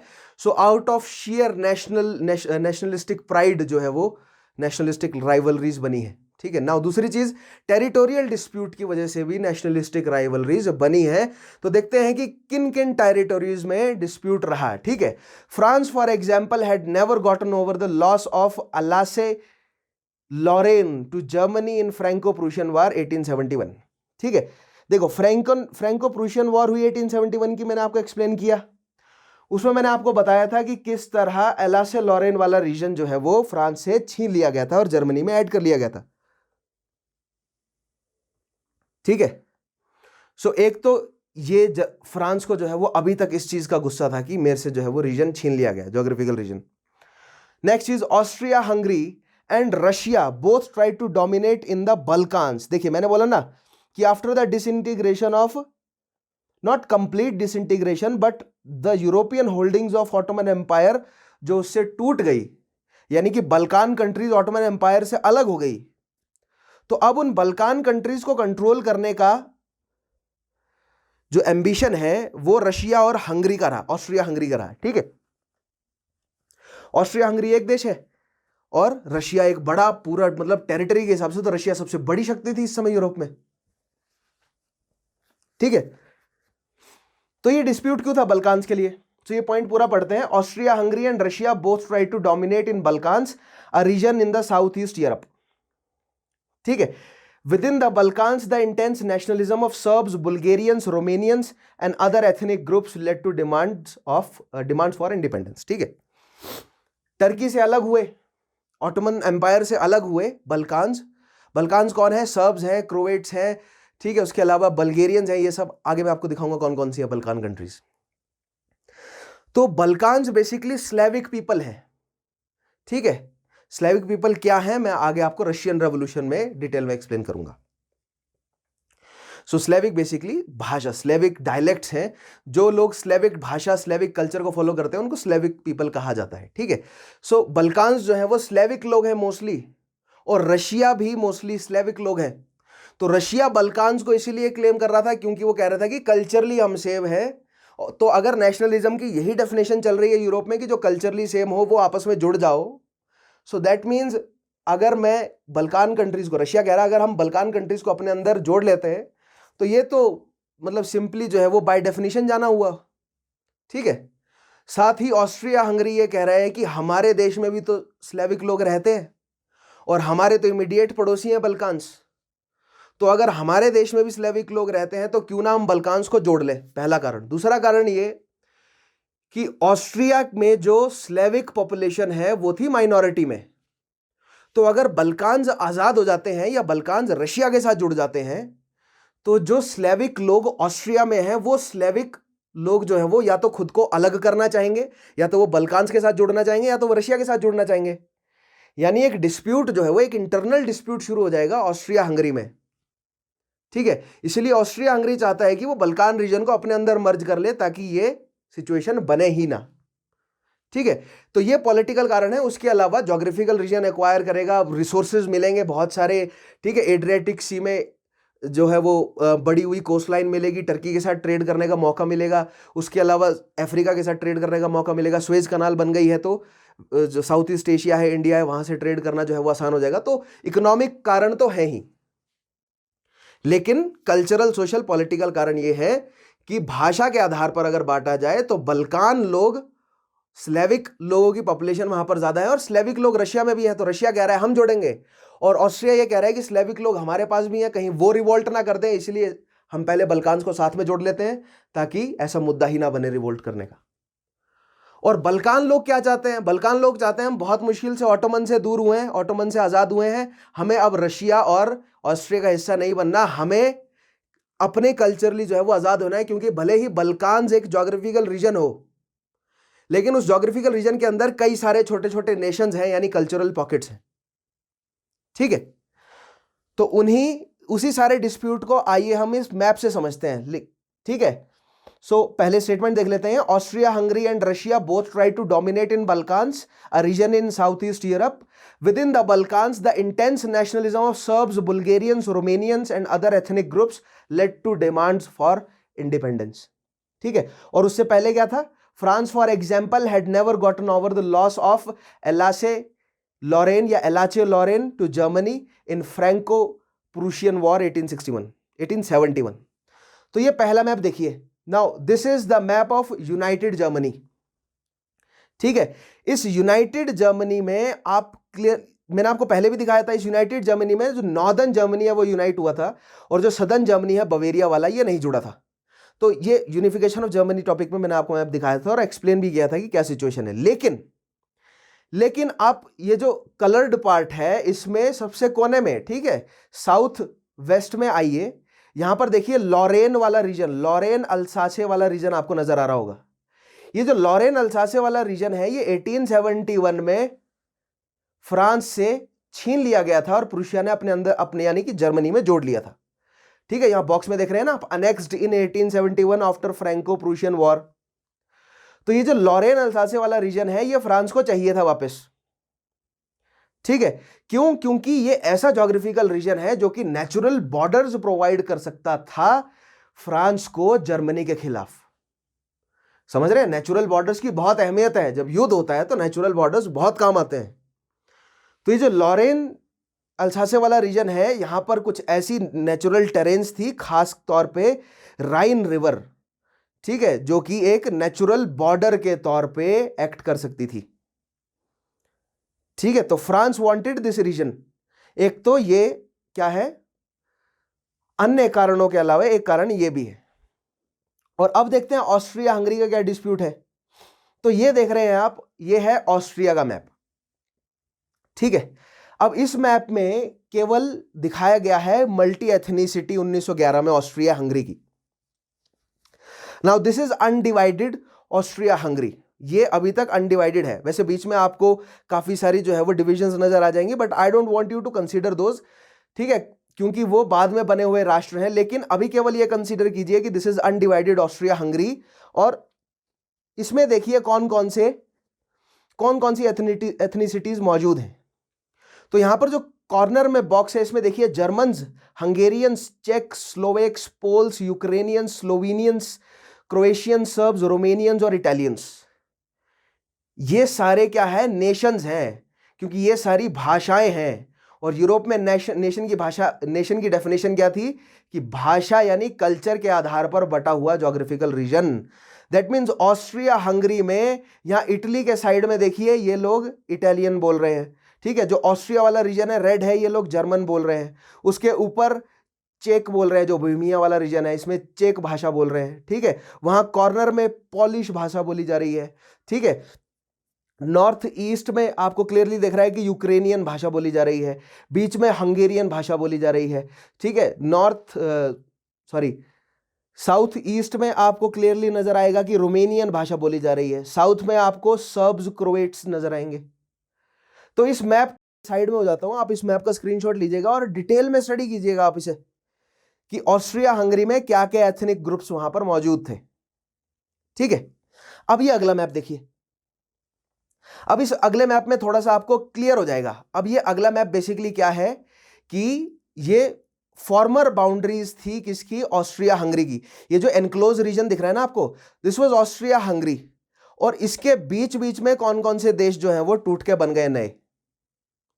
ठीक है, सो देखिए रोमेनिया अलग हो गया, यूक्रेन अलग हो गया, पोलैंड अलग हो गया, चेक रिपब्लिक अलग बन गया, ऑस्ट्रिया अलग बन गया।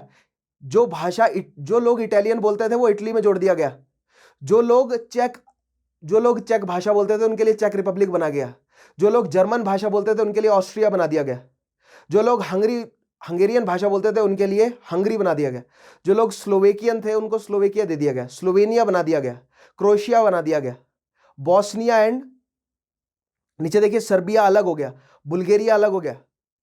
ठीक है, अब इसी चीज को अगर आपको इस मैप से क्लियर नहीं समझ आता है तो यही सेम चीज इस मैप में देखिए, आई गेस आपको क्लियर हो जाएगी। अदरवाइज इस मैप का आप ले सकते हैं क्लियरली स्क्रीनशॉट। ठीक है, अब ये मैप देखिए, अब इसमें आपको क्लियर हो जाएगा। This is our south eastern Europe, जो कि कभी ऑटोमन एम्पायर का हिस्सा था। ठीक है, इसमें जो आपका एनक्लोज रीजन नजर आ रहा है, दिस वाज ऑस्ट्रिया हंगरी। ठीक है, और आप क्लियरली देख लीजिए इस ऑस्ट्रिया हंगरी में जितना भी मल्टी एथनिक रीजन था उसके वो सारा मल्टी एथनिक रीजन जो है वो कंट्रीज में टूट गया। ठीक है, सो जो इटालियन भाषा बोलने वाले लोग थे वो इटली में जोड़ दिए गए, जो जर्मन बोलते थे उनके लिए ऑस्ट्रिया बना दिया गया, जो चेक भाषा बोलते थे उनके लिए चेक रिपब्लिक, स्लोवेकिया, हंगरी, जो यूक्रेनियन भाषा बोलते थे वो यूक्रेन में जुड़ गए, जो रोमेनियन भाषा बोलते थे वो रोमेनिया में जुड़ गए। ठीक है, उसके अलावा क्रोएशिया, बॉस्निया एंड हर्जेगोविनिया, उसके नीचे आपको सर्बिया नजर आ रहा है। ठीक है, और बाहर, ठीक है, ऑस्ट्रिया हंगरी से बाहर का जो बल्कान रीजन है, बुल्गारिया, मोंटेनेग्रो, अल्बेनिया, ये सब तो है ही। ठीक है, तो आई होप आपको ऑस्ट्रिया हंगरी का डिस्प्यूट नजर आया होगा। ये सब बल्कान कंट्रीज हैं, नीचे देख रहे हैं आप, बुल्गारिया, मोंटेनेग्रो, ये सब बल्कान कंट्रीज हैं। ऑस्ट्रिया हंगरी क्या कह रहा था? ऑस्ट्रिया हंगरी कह रहा था कि हम इतने मल्टी एथनिक हैं, हमारे अंदर भी तो स्लेविक लोग हैं। क्योंकि देखिए जो प्रेजेंट डे सर्बिया है उसका कुछ हिस्सा ऑस्ट्रिया में है, जो प्रेजेंट डे बॉस्निया है उसका कुछ, वो पूरा का पूरा ऑस्ट्रिया का हिस्सा ही था। ठीक है, तो सर्बियन, मोंटेनेग्रो और बल्गेरिया, रोमानिया, ऊपर से यूक्रेन, ये सब जो लोग हैं ये ऑस्ट्रिया हंगरी के हिस्सा थे, और यही सब बल्कान कंट्रीज भी हैं। तो ऑस्ट्रिया हंगरी ये कह रहा था कि हमने अगर इनको कवर नहीं किया, हमने अगर इनको कंट्रोल नहीं किया, तो जो हमारे अंदर के मतलब ऑस्ट्रिया हंगरी के जो निवासी है सर्बियन लोग, वो भी रिवॉल्ट कर देंगे। इसलिए बल्कान कंट्रीज को हमारा कंट्रोल करना बहुत जरूरी है। तो यहां पर आपको ऑस्ट्रिया हंगरी की मल्टी एथनिसिटी के बारे में जानकारी होनी चाहिए। ठीक है, खैर आगे बढ़ते हैं। सो दिस वाज, ये था हमने सबसे पहले समझा नेशनलिज्म को, कॉजेज में हमने नेशनलिज्म समझा। आइए अब समझते हैं इंपीरियलिज्म को। ठीक है, सो इंपीरियलिज्म के बारे में मैंने ग्रेट डील आपको समझाई ही है। ठीक है, इंपीरियलिज्म पे हमने पूरा अभी तक इंपीरियलिज्म को तो डिस्कस करते आए हैं। फर्स्ट फेज ऑफ इंपीरियलिज्म हमने देखा कि किस तरह जब नया वर्ल्ड डिस्कवर हुआ, न्यू वर्ल्ड डिस्कवर हुआ, भारत और साउथ ईस्ट एशिया के लिए डायरेक्ट सी रूट ढूंढा गया। तो सबसे पहले पुर्तगालियों, followed by Dutch, followed by British, सबने जो है अपनी अपनी कॉलोनीज एस्टेब्लिश करी। फिर डिकोलोनाइजेशन हमें 1815 के बाद नजर आया, first phase of decolonisation Latin America में। फिर 1850s के बाद धीरे धीरे अफ्रीका को पूरी तरह 1914 तक कॉलोनाइज कर लिया गया। So that was the second phase of imperialism known as the new imperialism. So ये सारी चीजें हमने ऑलरेडी एस्टेब्लिश करी हैं। और नई इंपीरियलिस्टिक शक्तियां जापान और यूएस ने इकोनॉमिक इंपीरियलाइजेशन किया किसका? जो southern American, Latin American countries है, और उधर से जापान जो है वो रशिया, कोरिया और चाइना पर थ्रेट बनकर उभर ही रहा था। नाउ इंपीरियलिज्म देखते हैं क्या है। Another force that helped set the stage for the war in Europe was imperialism. The nations of Europe competed fiercely for colonies in Africa and Asia. The quest for colonies sometimes pushed European nations to the brink of war. In 1905 and again in 1911, Germany and France nearly fought over who would control Morocco in northern Africa. With most of Europe supporting France, Germany eventually backed down. As European countries continue to compete for overseas empires their sense of rivalry and mistrust of one another depend. देखिए 7 year war, फिर कैर्नेटिक Wars, तो ये सब तो हमने पढ़ी है, यानी कि ब्रिटेन और फ्रांस की इंपीरियलिस्टिक राइवलरी तो पुरानी है, हम ऑलरेडी एस्टेब्लिश कर चुके हैं। ठीक है, यूएस और ब्रिटेन में भी खटास है, क्योंकि यूएस मतलब यूएस बना ही है ब्रिटेन की कॉलोनीज हटाने के बाद। ठीक है, पुर्तगालियों के साथ मैट्रिमोनियल अलायंस था, ठीक है, उसके अलावा डचेस के साथ भी एक तरह का स्ट्रेटेजिक अलायंस ब्रिटेन का था ही। उधर जापानीज जो है वो नई इंपीरियलिस्टिक शक्ति के रूप में उभर रहे थे, लेकिन ये नए ठेकेदार थे, राइट। ब्रिटेन जो है वो फ्रांस के साथ पुरानी राइवलरी थी, बाकी सब पुराने जो है वो खिलाड़ी थे। यूएस जो है वो एक अलग ही कॉन्टिनेंट पे था, लेकिन यूएस भी एक बड़ी शक्ति बन रहा था। जापान भी अलग कॉन्टिनेंट पे था, जापान भी बड़ी शक्ति बन रहा था। लेकिन ब्रिटेन के जस्ट पड़ोस में जर्मनी एक बड़ी शक्ति बन रहा था, ये उसके लिए खतरा है। ठीक है, और मैंने आपको बताया है कि जैसे इंडस्ट्रियलाइजेशन का बूम पकड़ा मेनलैंड यूरोप ने, अफ्रीका को कॉलोनाइज करने की होड़ सब में बढ़ी, और जैसे ही मेनलैंड अफ्रीका में लोग घुसे तो वहां जाके जब देखा उन्होंने रिसोर्सेज की रिचनेस, तो उनकी आंखें चुंधिया गई और उनको ज्यादा से ज्यादा अफ्रीका को कंट्रोल करना ही था। 1905 और फिर 1911 में जर्मनी और फ्रांस आमने सामने आ गए मोरक्को के पीछे। अब मोरक्को जो है वो मेडिटेरेनियन में भी कोस्ट लाइन प्रोवाइड करता है और अटलांटिक में भी। मोरक्को बहुत इंपॉर्टेंट है, मैं अभी आपको मैप के अकॉर्डिंग दिखाऊंगा अभी। ठीक है, लेकिन फाइनली फ्रांस ने मोरक्को को अपने कब्जे में लिया। जर्मनी ने किस तरह मोरक्को के सुल्तान को अश्योरेंस दी थी कि हम आपकी आज़ादी बनाए रखेंगे, ताकि मोरक्को का सुल्तान जर्मनी को साथ देते रहे। तो ये सारी चीज़ें आगे हम देखेंगे। ठीक है, मोरक्कन क्राइसिस आगे हम पढ़ेंगे ही, क्योंकि मैंने आपको बताया ना, अगला जो टॉपिक हम पढ़ेंगे वो है वर्ल्ड वॉर से पहले की, जस्ट पहले के जो इमीडिएट कॉज जो रहे वर्ल्ड वॉर के, उनको हम समझने की कोशिश करेंगे। ठीक है, फिर हम तीसरे टॉपिक में पढ़ेंगे वर्ल्ड वॉर की एक्चुअल घटनाओं को, फिर हम देखेंगे वर्ल्ड वॉर के कंसिक्वेंसेस। तो काफी लंबा चलने वाला है वर्ल्ड वॉर हमारा, कई पार्ट्स में पढ़ेंगे। ठीक है, मैंने बोला था ना कि बहुत डिटेल में बारीकी से पढ़ाऊंगा आपको वर्ल्ड वॉर, ऐसा पढ़ा दूंगा कि मेंस भी लिखने जाओगे तो कोई भी क्वेश्चन आपको स्टंप नहीं कर सकेगा। ठीक है, खैर मोरक्को के ऊपर आ गया क्राइसिस। ठीक है, सो अभी मैं आपको मैप से दिखाऊंगा, और आगे आगे आने वाले टॉपिक में उस क्राइसिस को हम डिटेल में पढ़ेंगे भी, लेकिन अभी केवल आपको यह समझना है कि 1905 और 1911 में 2 बार ये युद्ध टल गया था। किसके बीच में? जर्मनी और फ्रांस के बीच में। ठीक है, अब देखिए नेक्स्ट चीज है, with most of Europe supporting France, Germany eventually back down as European countries continue to compete for overseas empires, their sense of rivalries and mistrust of one another deepened। अब ये नेक्स्ट मैप देखिएगा, ये map है आपका colonised Africa का। ठीक है, ये जो पहला मैप है ये 1905 का है। 1905 में पहली बार मोरक्कन डिस्प्यूट जो है वो खड़ा हुआ था, किसके साथ?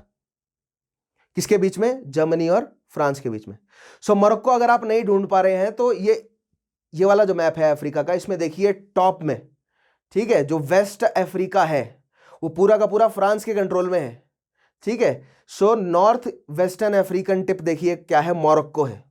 और मोरक्को देखिए Atlantic as well as Mediterranean में कोस्ट लाइन प्रोवाइड कर रहा है। ठीक है, मोरक्को जो है वो वैसे है तो सहारन रीजन, लेकिन ऑयल रिसोर्सेज हैं मोरक्को में। ठीक है, आयरन ओर भी निकलता है यहां से। That is not important, the important thing कि ये कोस्ट लाइन प्रोवाइड कर रहा है अटलांटिक में। ठीक है, सो नीचे देखिए वेस्ट 1905 तक केवल ये नीचे जो बॉक्स है इसमें देखिए इथियोपिया, मोरक्को और लाइबेरिया, अफ्रीका की केवल 3 ऐसे नेशंस, केवल 3 ऐसे रीजन थे जो कि आजाद थे। इथियोपिया मैंने आपको बताया, इटली ने कोशिश कर ली, इटली और ब्रिटेन ने मिलकर कोशिश कर ली, लेकिन इथियोपिया के शासक ने डिप्लोमेसी के जोर पर इथियोपिया को गुलाम नहीं बनने दिया। उसके अलावा लाइबेरिया मैंने आपको बताया, लाइबेरिया तो एस्टेब्लिश ही यूएस ने किया था। ठीक है, लेकिन मोरक्को जो है वो अभी तक आजाद था। मोरक्को को कॉलोनाइज करने की बात थी, और मोरक्को को कॉलोनाइज कौन करेगा? क्योंकि फ्रांस देखिए जस्ट साइड में है। अब फ्रांस का आसानी से जो है वो फ्रांस जो है वो कर सकता है मोरक्को को कॉलोनाइज। अब इस पहले मैप में 1905 तक देखिए जर्मनी की कॉलोनीज कहां कहां है। तो जर्मनी की कॉलोनी देखिए, एक तो यहां पर बीच में सेंट्रल अफ्रीका में, सेंट्रल अफ्रीका के वेस्टर्न कोस्ट में। ठीक है, साउथ वेस्टर्न अफ्रीका और ईस्टर्न अफ्रीका में, ये 3 कॉलोनीज जर्मनी की हैं, और फ्रांस की कॉलोनीज भी हैं। अब देखिए 1914 वाला मैप, 1914 में देखेंगे आप कि फाइनली मोरक्को जो है वो फ्रांस का हिस्सा बन गया है।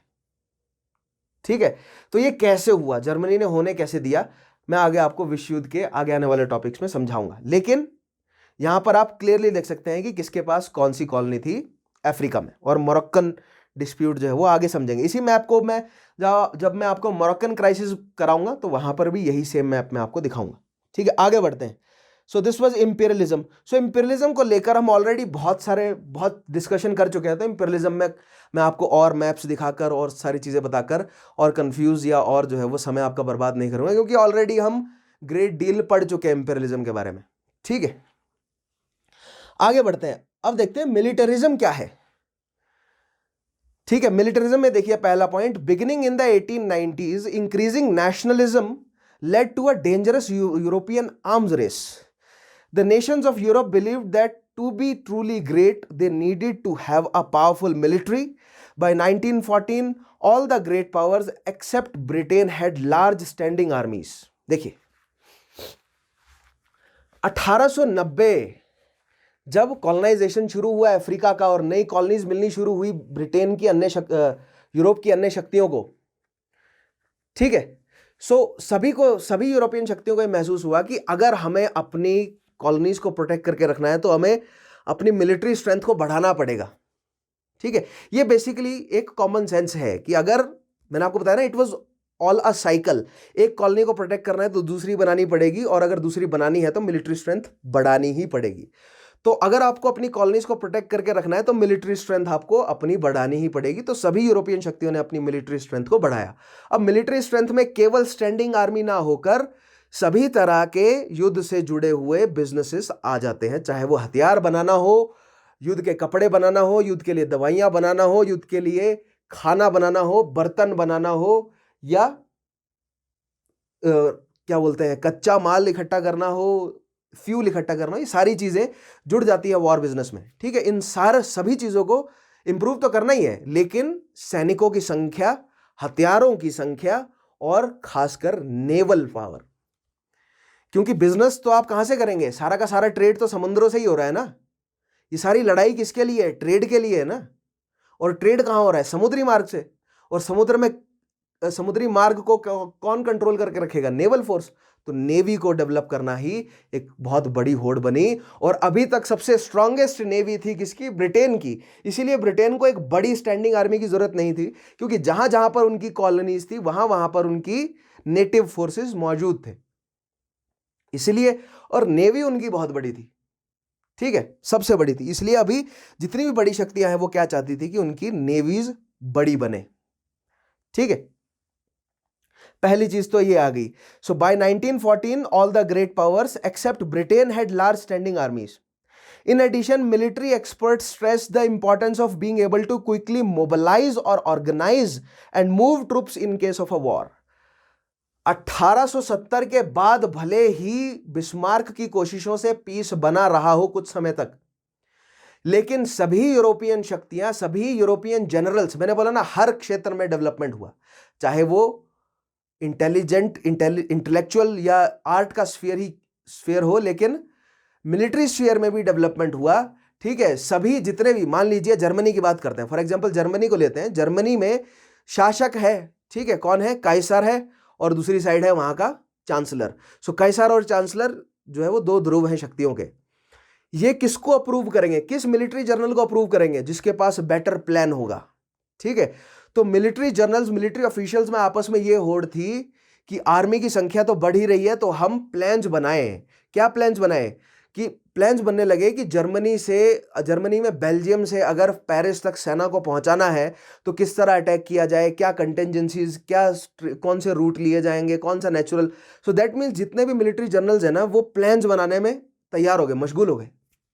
ठीक है, सो भले ही यूरोपियन इतिहासकारों ने बार बार यह डॉक्यूमेंट किया हो कि इमीडिएट कारणों की वजह से विश्व युद्ध छिड़ा और रोका जा सकता था, विश्व युद्ध को रोका नहीं गया, लेकिन कहीं ना कहीं हम ये कंक्लूजन्स बनाते हुए मिलेंगे कि थ्रू आउट, मतलब लास्ट 50 सालों में, 1870 के बाद से ही यूरोपियन मिलिट्री शक्तियों को खास तौर पर कहीं ना कहीं पता था कि युद्ध की स्थिति बनती जा रही है। तभी सभी यूरोपियन शक्तियां अपनी आर्मी को, अपनी नेवी को, अपने मिलिट्री जनरल्स जो है वो मोबिलाइजेशन के प्लान्स बड़े लेवल पर बना रहे थे, कंटेंजेंसीज, मतलब बहुत सारी कॉन्स्पिरेसीज, बहुत सारा इंटेलिजेंसिया, बहुत सारी, खास तौर पर इंटेलिजेंस, खास तौर पर कौन सी इंटेलिजेंस, मिलिट्री इंटेलिजेंस, जो स्पाइज का नेटवर्क होता है वो भयंकर फैला हुआ था, बहुत ज्यादा। सो भले ही यूरोपियन इतिहासकारों ने डॉक्यूमेंट किया हो कि इमीडिएट कारणों की वजह से, इमीडिएट कारण ज्यादा इंपॉर्टेंट है विश्व युद्ध के छिड़ने पर, दैट मीन्स 1912 के बाद की जो घटनाएं हैं उन्हीं की वजह से विश्व युद्ध छिड़ा है, लेकिन हम कहीं ना कहीं ये कंक्लूजन बनाते हुए मिलेंगे कि 1880 के बाद ही डिसाइड हो गया था कि विश्व युद्ध छिड़ेगा, ठीक है, और तैयारियां शुरू हो गई थी उसकी, ठीक है। तो थ्रू आउट द कोर्स में आपको जो विश्व युद्ध कराऊंगा, ठीक है, 3 4 5 जितने भी हमारे पार्ट में होगा फर्स्ट वर्ल्ड वॉर, उसमें मैं आपको ये कंक्लूजन क्रिएट करने की कोशिश करूंगा कि आप ये भी कंक्लूजन क्रिएट कर सकें, क्योंकि जब आप क्रिटिकली एनालाइज करेंगे ना किसी आंसर को, आंसर राइटिंग में ये सवाल, ये बेसिक सवाल बन सकता है कि क्या विश्व युद्ध इमीडिएट कारणों की वजह से या जो पुराने चले आ रहे कारण उनकी वजह से विश्व युद्ध छिड़ा, किसकी इंपॉर्टेंस ज्यादा है ना, ब्लेम डालने की बात, क्योंकि ब्लेम एक बहुत इंपॉर्टेंट पॉइंट बनेगा। वर्ल्ड वॉर, दोनों वर्ल्ड वॉर्स में ब्लेम गेम चला है। सेकेंड वर्ल्ड वॉर में तो क्लियरली जर्मनी को बोल दिया गया, क्योंकि सेकेंड वर्ल्ड वॉर में जर्मनी क्लियरली सबको उकसा रहा था कि युद्ध लड़ो, ठीक है, लेकिन फर्स्ट वर्ल्ड वॉर में कई जगहों पर हमें दिखेगा कि टाला जा सकता था, लेकिन टाला नहीं गया, ठीक है। तो वहां पर सवाल यह बनता है कि क्या यह पहले से चली आ रही प्लानिंग थी, ठीक है, तो उनके जवाब हम क्रिएट करेंगे, लेकिन आज हमें केवल कारण देखने हैं, और कारण में मिलिट्री कारणों में हमने यहां पर पॉइंट समझा कि in addition military expert stress the importance of being able to quickly mobilise और organise and move troops in case of a war. So अगर युद्ध छिड़ता है तो मिलिट्री जनरल्स जो है वो पहले से प्लान करके बैठे हुए थे। Generals in each country developed highly detailed plans for such a mobilization. The policy of glorifying military power and keeping an army prepared for war was well known as militarism. Having a large and strong standing army made the citizens feel patriotic. ठीक है, so militarism basically क्या है और ये plans क्यों बनाए जाते थे, ठीक है। मैंने आपको यूएस की गन बोट पॉलिसी बताई ना, यही गन बोट पॉलिसी यूएस की गन बोट पॉलिसी के नाम से फेमस हुई, लेकिन यही चीज तो पुर्तगाली करते आ रहे हैं। पुर्तगालियों ने भारतीय सल्तनत को और फिर मुगलिया सल्तनत को क्या धमकी दी थी कि आप हमें ट्रेडिंग पोस्ट लगाने दो, अदरवाइज आपका जो अरेबियन ट्रेड है हम इसको नहीं होने देंगे। उसके बाद अंग्रेजों ने भी मीठा मीठा जो है वो क्या कहा था मुगल बादशाह को, कि पहली बार मुगल बादशाह ने मना कर दिया था ना कि बड़े लेवल पर फैक्ट्रियां नहीं लगानी, लेकिन दूसरे लेवल पर जब किंग जेम्स ने अपना खुद का बंदा भेजा था, नाम बताएंगे आप उसको, आपका, आप मुझे उसका, ठीक है, और बताएंगे किस साल में आया था दूसरी बार जब अंग्रेजी बंदा आया था भारत में, ठीक है, तो वो राजा द्वारा भेजा गया था।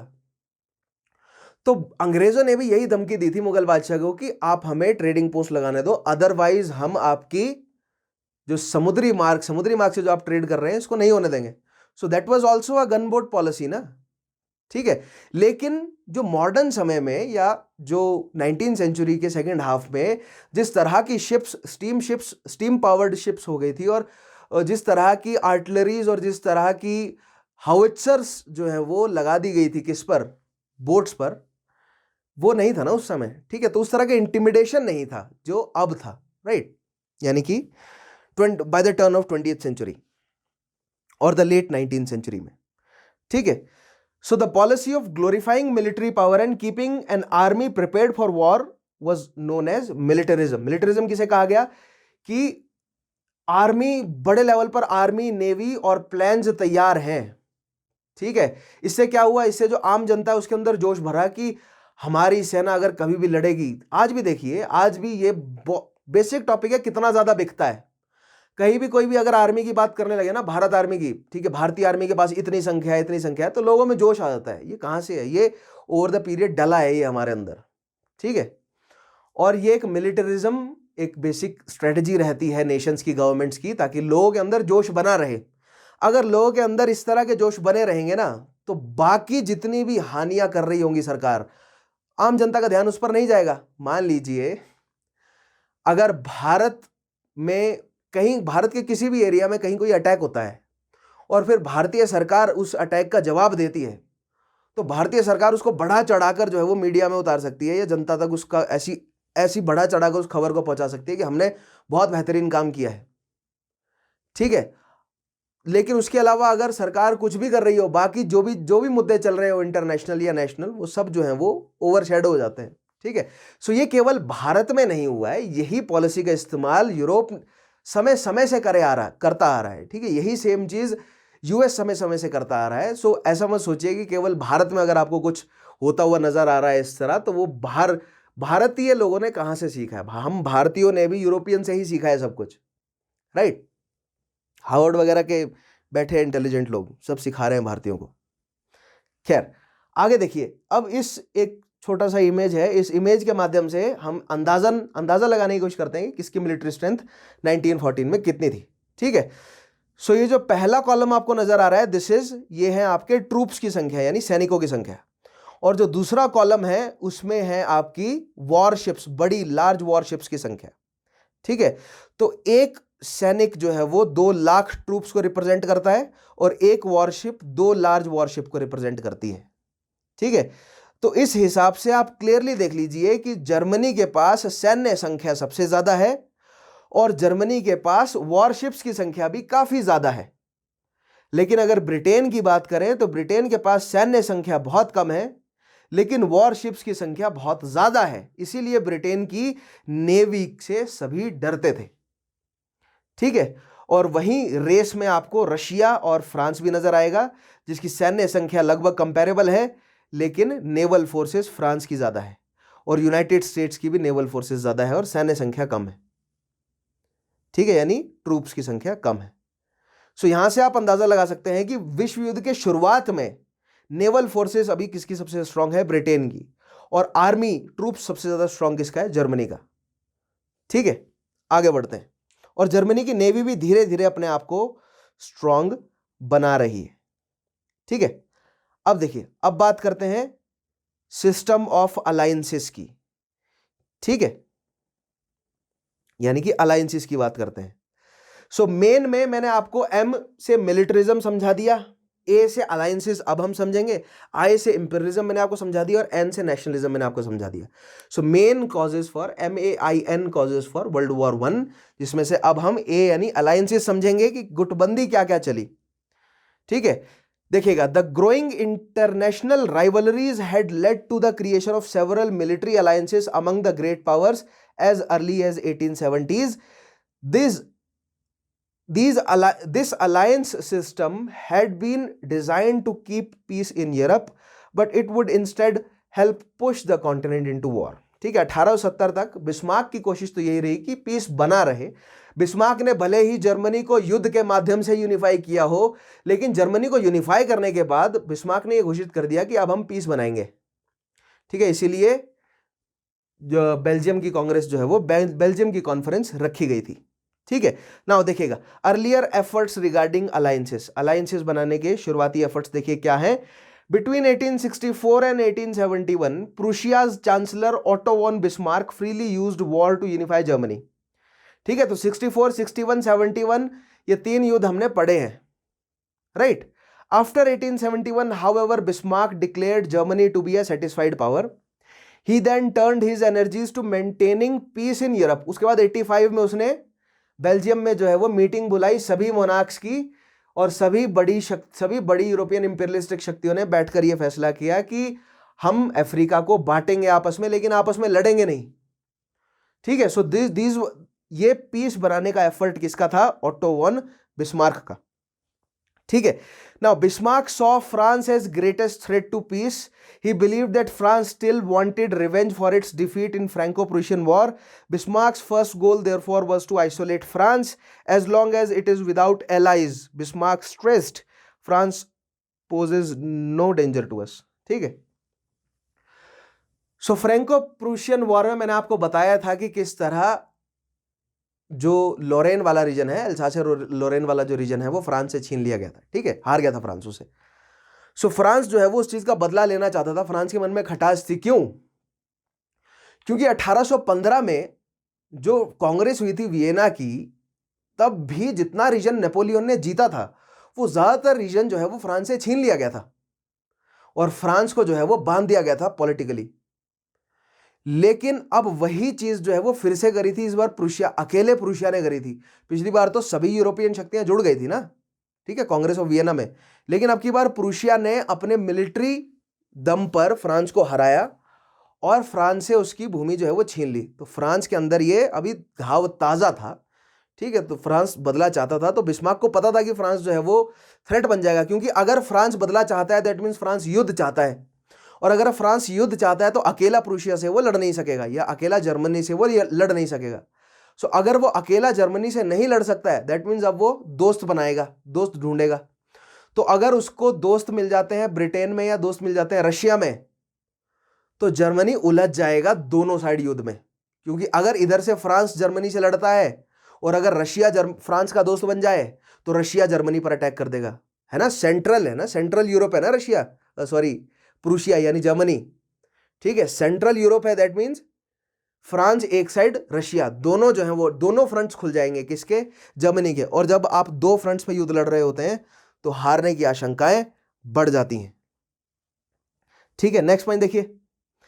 Now, in 1879, Bismarck formed the dual alliance between Germany and Austria-Hungary. ठीक है, भले ही ऑस्ट्रिया हंगरी को अलग कर दिया हो बिस्मार्क ने, लेकिन 1879 में ऑस्ट्रिया हंगरी के साथ दोस्ती बना ली बिस्मार्क ने। क्यों? क्योंकि भले ही ऑस्ट्रिया जो है वो जर्मनी नहीं बना सका हो, लेकिन स्टिल ऑस्ट्रिया में जर्मन भाषा बोलने वाले लोग हैं, ठीक है। सो बहुत इंपॉर्टेंट है। 1879 पहला अलायंस देखेंगे हम, तो 1879 Bismarck formed the dual alliance, बहुत इंपॉर्टेंट है, dual alliance between Germany and Austria Hungary. 3 years later, यानी 79 के बाद 3 years यानी 1882, 3 years लेटर इटली ज्वाइंड और बन गया triple alliance, the two countries forming the triple alliance. तो ये आपके पास पहला जो है वो मिलिट्री अलायंस बनता हुआ नजर आया, जर्मनी, ऑस्ट्रिया हंगरी और इटली। और क्लियरली यूरोप का मैप हम देखेंगे तो ये तीनों क्या हैं, आपकी सेंट्रल यूरोपियन कंट्रीज हैं, हाँ या ना, है ना, जर्मनी, ऑस्ट्रिया हंगरी और इटली सेंट्रल यूरोपियन कंट्रीज हैं। तो इनका बन गया अलायंस, ठीक है, इसको कहा गया ट्रिपल अलायंस। नेक्स्ट देखिए, in 1887 Bismarck took yet another possible ally away from France by making treaty with Russia. So 1887 में बिस्मार्क ने फ्रांस से उसका दूसरा साथी छीन लिया, रशिया, ठीक है।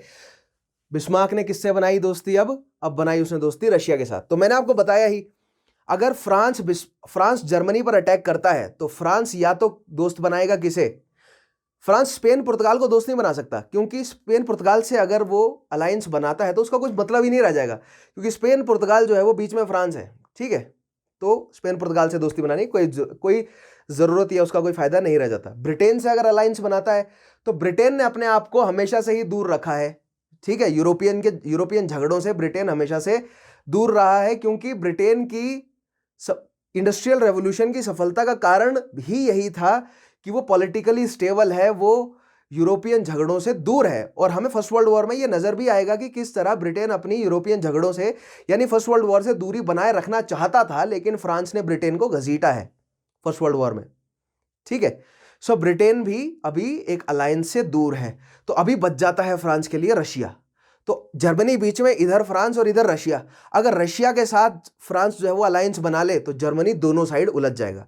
इसलिए जर्मनी सबसे पहले जोड़ता है ऑस्ट्रिया को, फिर जोड़ता है इटली को और फिर जोड़ता है रशिया को अपने साथ, ठीक है, 1787 में।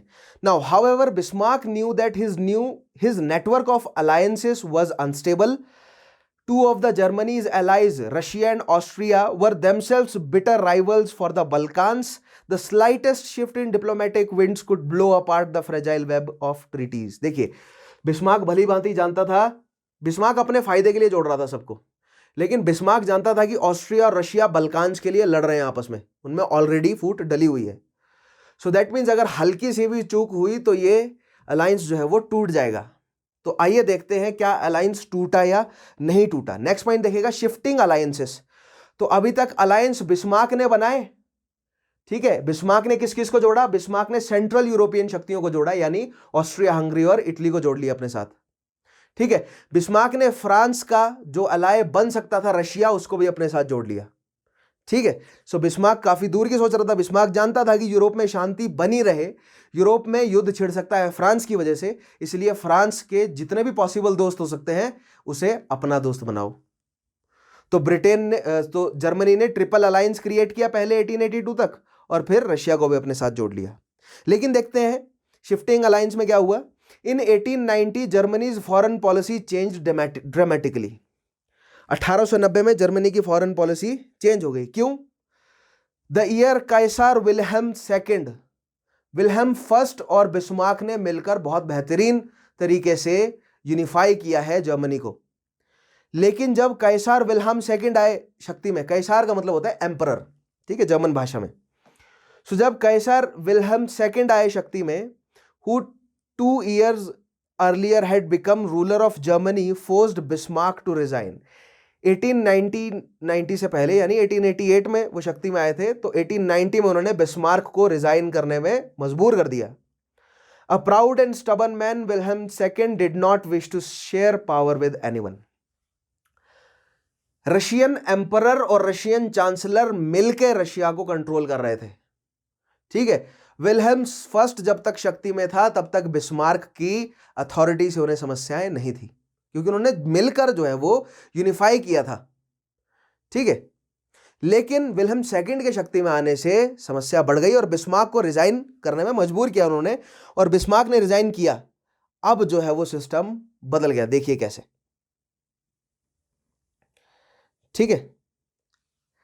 Now, besides wanting to assert his own power, the new Kaiser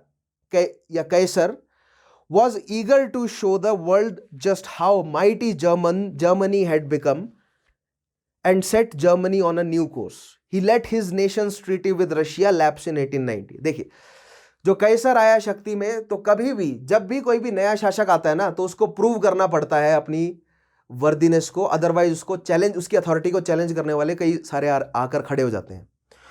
और विल्हेम सेकंड अभी तक इतना जो है वो स्टबन और प्राइड से भर गया था कि वो चाहता था कि जर्मनी को एज अ ग्लोबल पावर मैं बनाकर दिखाऊंगा, ये ग्लोरी मुझे चाहिए अपने नाम पर, ठीक है। विल्हेम फर्स्ट के नाम पर ग्लोरी थी जर्मनी को यूनिफाई करने की, विल्हेम सेकंड के नाम पर वो चाहता था कि मेरे नाम पर ग्लोरी आए जर्मनी को एक ग्लोबल सुपर पावर बनाने की।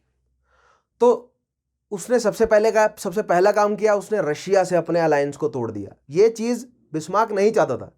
बिस्मार्क ये चाहता था कि यूरोप में पीस बना रहे। जब तक यूरोप में पीस बना रहेगा, जर्मनी जो है वो इंडस्ट्रियली अपने आप को स्ट्रांग बनाता रहेगा, इकोनॉमिकली एक लेवल आ जाएगा कि जब जर्मनी से कोई भी कंपीट नहीं कर सकेगा, ठीक है। तो ये एम्बिशन बहुत खतरनाक है कि पूरे विल्हेम सेकंड का ये एम्बिशन बहुत खतरनाक था कि पूरे के पूरे यूरोप पर जर्मनी का कंट्रोल हो और जर्मनी सुपर पावर बने। जबकि बिस्मार्क जानता था, बिस्मार्क की क्या है, रियल पॉलिटिक है। बिस्मार्क प्रैक्टिकल इंसान था।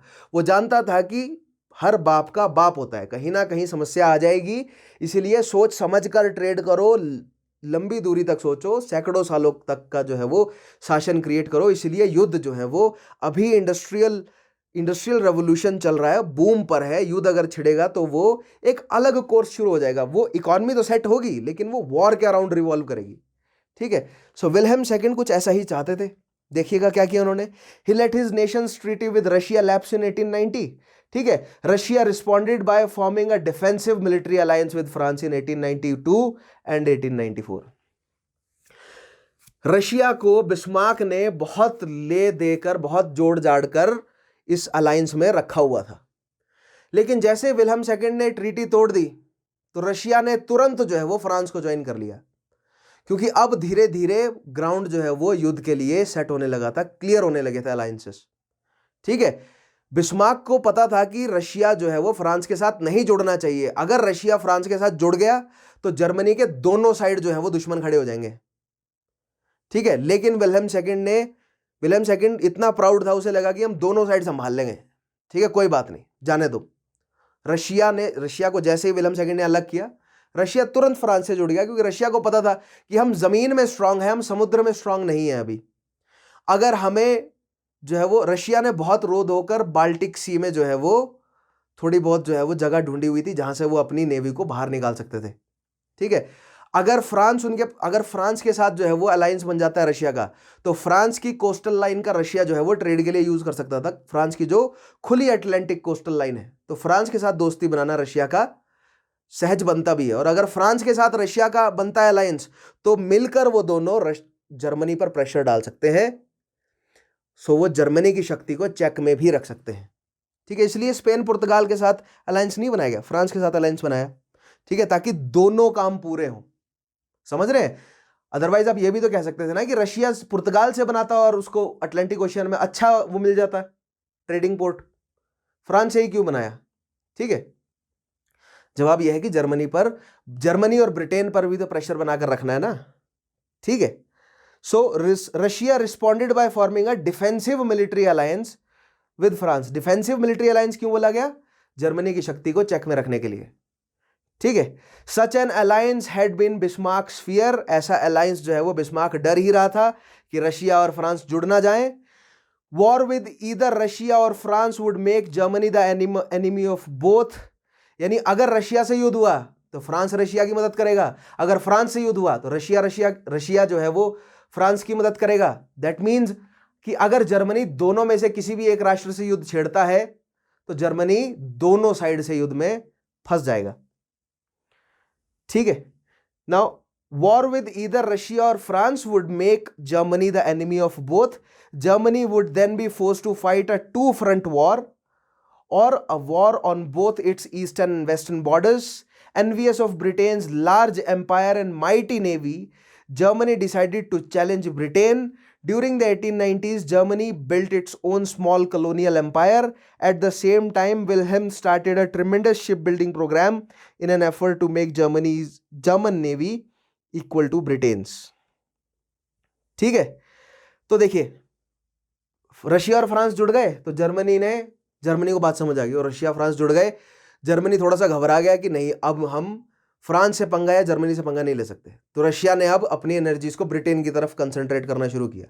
ठीक है, रशिया को पता था कि अगर ग्लोबल पावर हमें बनना है, ग्लोबल सुपर पावर बनना है, तो अपनी नेवी को स्ट्रांग करना पड़ेगा। तो विल्हेम ने नेवल बिल्डिंग जो है वो बढ़ाई और रशिया और जर्मनी ने काफी बड़ा जो है वो, नॉट काफी बड़ा एज कंपेयर टू ब्रिटेन, लेकिन काफी कॉलोनीज जो है वो एक्वायर करी थी। ठीक है, सो आइए इस मैप में देखिए। इस मैप में आप क्लियरली देख सकते हैं कि ये है जर्मन एम्पायर। ठीक है, तो यूरोप में आपको जर्मनी नजर आ रहा है, ये जर्मन भाषा में लिखा हुआ है, उसको माइंड मत कीजिए, लेकिन जो मैं आपको रीजन बताऊंगा वो जर्मन एम्पायर है। ठीक है, सो यूरोप में जर्मन एम्पायर देख रहे हैं आप। अफ्रीका में आ जाइए, ये जो ब्लू रीजन है ये तीनों जर्मन एम्पायर है। ठीक है, पैसिफिक ओशियन में आ जाइए, जो गिनी आइलैंड्स वाला जो पूरा घेरा है ये जर्मनी के कंट्रोल में है। सदर्न अमेरिका में आ जाइए, सदर्न अमेरिका में भी थोड़ा सा रीजन जर्मनी के कंट्रोल में है, और आर्कटिक रीजन में भी थोड़ा सा जर्मनी के कंट्रोल में है, जिसका कोई फायदा है नहीं, अंटार्कटिका वाला रीजन में। ठीक है, तो this was the colonial empire of Germany, which is not huge but it has its own, जो है वो इसके अपने खुद के फायदे थे, क्योंकि मार्केट रॉ मटेरियल तो ये प्रोवाइड कर ही रहा था। ठीक है, लेकिन अब जर्मनी जो है वो पंगा लेना चाहता था किससे? ब्रिटेन से। तो आइए इस नेक्स्ट मैप में देख लीजिए ब्रिटेन के एम्पायर को। अब ये है उसी सेम टाइम पीरियड का, दोनों, वो 1914 का जर्मनी का एम्पायर था, अब ये 1914 का ब्रिटेन का एम्पायर है। अब 1914 का ब्रिटेन का एम्पायर देख लीजिए, कनाडा ब्रिटेन के कंट्रोल में है। ठीक है, ब्रिटिश गुयाना साउथ अमेरिका में ब्रिटेन के कंट्रोल में है। अफ्रीका में south America, Egypt, Sudan, south Sudan, ठीक है, ये सभी जो है वो ब्रिटेन के कंट्रोल में है। अरेबिया में देख लीजिए, यमन, ओमन, ईडन, ये सब ब्रिटेन के कंट्रोल में है। पूरा Indian subcontinent including Burma Britain के कंट्रोल में है। Australia, Papua New Guinea, New Zealand, ये सब ब्रिटेन के कंट्रोल में। तो क्लियरली आप देख सकते हैं कि British empire was greater than Germans, right. Britain के पास बड़ी, और ब्रिटेन का एग्जिस्टिंग लंबे समय से चला आ रहा, ब्रिटेन के द्वारा स्थापित किया गया banking system, financial system, Britain के द्वारा स्थापित किए गए ट्रेड रूट्स, ब्रिटेन के द्वारा जो है वो एक माइटी नेवी एस्टेब्लिश की गई और सी रूट्स को जो है वो कंट्रोल में लाया गया। जर्मनी इस सब को चैलेंज करना चाहता था। ठीक है, सो नेक्स्ट देखिए, अब अलायंस मैंने आपको बताया, अलायंस बने और टूटे। अब नेक्स्ट देखिए अलायंसेस कौन कौन से बने। अब जर्मनी की इन हरकतों से अलार्म होकर alarmed Great Britain began to enlarge its own fleet, अपनी खुद की नेवल फोर्सेस का एक्सपेंड करना ब्रिटेन ने भी शुरू कर दिया। In 1904 Britain formed an entente और alliance with, entente is the word for alliance, ठीक है, एंटांटे कोर्डियाले और एंटांटे कॉर्डेल विद फ्रांस, या अलायंस विद फ्रांस। बेसिकली एक अलायंस बनाया ब्रिटेन ने फ्रांस के साथ। देखिए, फ्रांस ने अलायंस बनाया रशिया के साथ, अब फ्रांस ने अलायंस बनाया ब्रिटेन के साथ, ठीक है, किसके खिलाफ? जर्मनी के खिलाफ। जर्मनी के साथ कौन कौन है? जर्मनी, ऑस्ट्रिया, हंगरी और इटली, ठीक है। नाउ अब अगला अलायंस बन गया किसका? ब्रिटेन और फ्रांस का। इन 1907 ब्रिटेन मेड अनदर एंटांटे, एंटांटे का मतलब होता है alliance, it's a French word, this time with both France and Russia. 1907 में ब्रिटेन ने फ्रांस और रशिया दोनों के साथ अलायंस बना लिया। सो 3 राष्ट्रों का अलायंस हमें नजर आता है, जर्मनी, ऑस्ट्रिया, हंगरी और इटली, और 3 राष्ट्रों का अलायंस हमें नजर आता है ब्रिटेन, फ्रांस और रशिया, ठीक है। नाउ द ट्रिपल एंटांट या एंटांटे, एंटांट पढ़ते हैं इसे हम, the triple entente as it was called did not bind Britain to fight with France and Russia, ठीक है। अब ये ट्रिपल एंटांट को ब्रिटेन ने डिजाइन किस तरह किया था?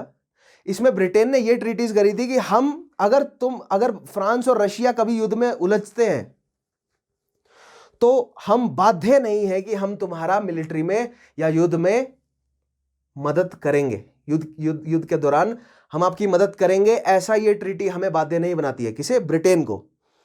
लेकिन अगर युद्ध कभी छिड़ता है तो हम आपके खिलाफ भी नहीं लड़ेंगे, तो हम बाध्य नहीं है कि हम आपका साथ दे ही दें, अगर हम चाहते हैं तो देंगे, अदरवाइज हम आपके खिलाफ नहीं लड़ेंगे। This was the terms from the British side, right. Britain की तरफ से ये टर्म्स थी इस ट्रिपल एंटांट में, ठीक है। So the triple entente as it was called did not bind Britain to fight with France and Russia.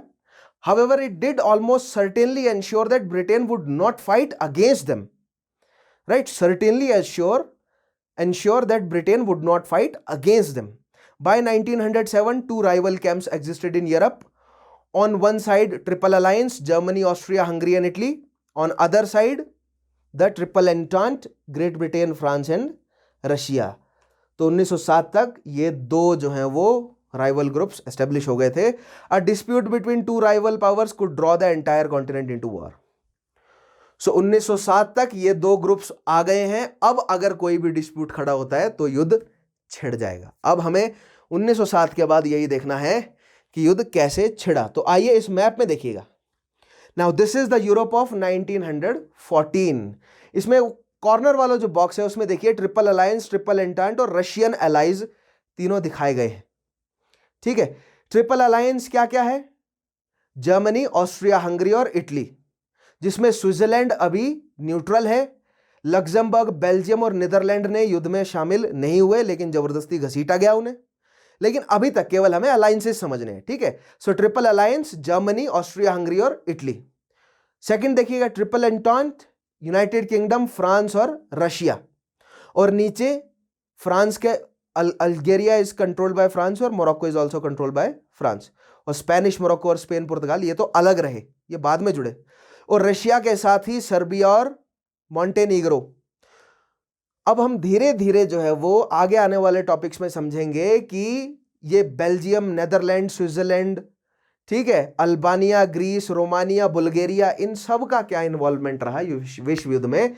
लेकिन 1907 तक दो मुख्य राइवल ग्रुप्स जो हैं वो हमें यहां पर नजर आते हैं, ट्रिपल अलायंस और ट्रिपल एंटांट या एंटांटे, जैसा भी पढ़ना है आपको, फ्रेंच है.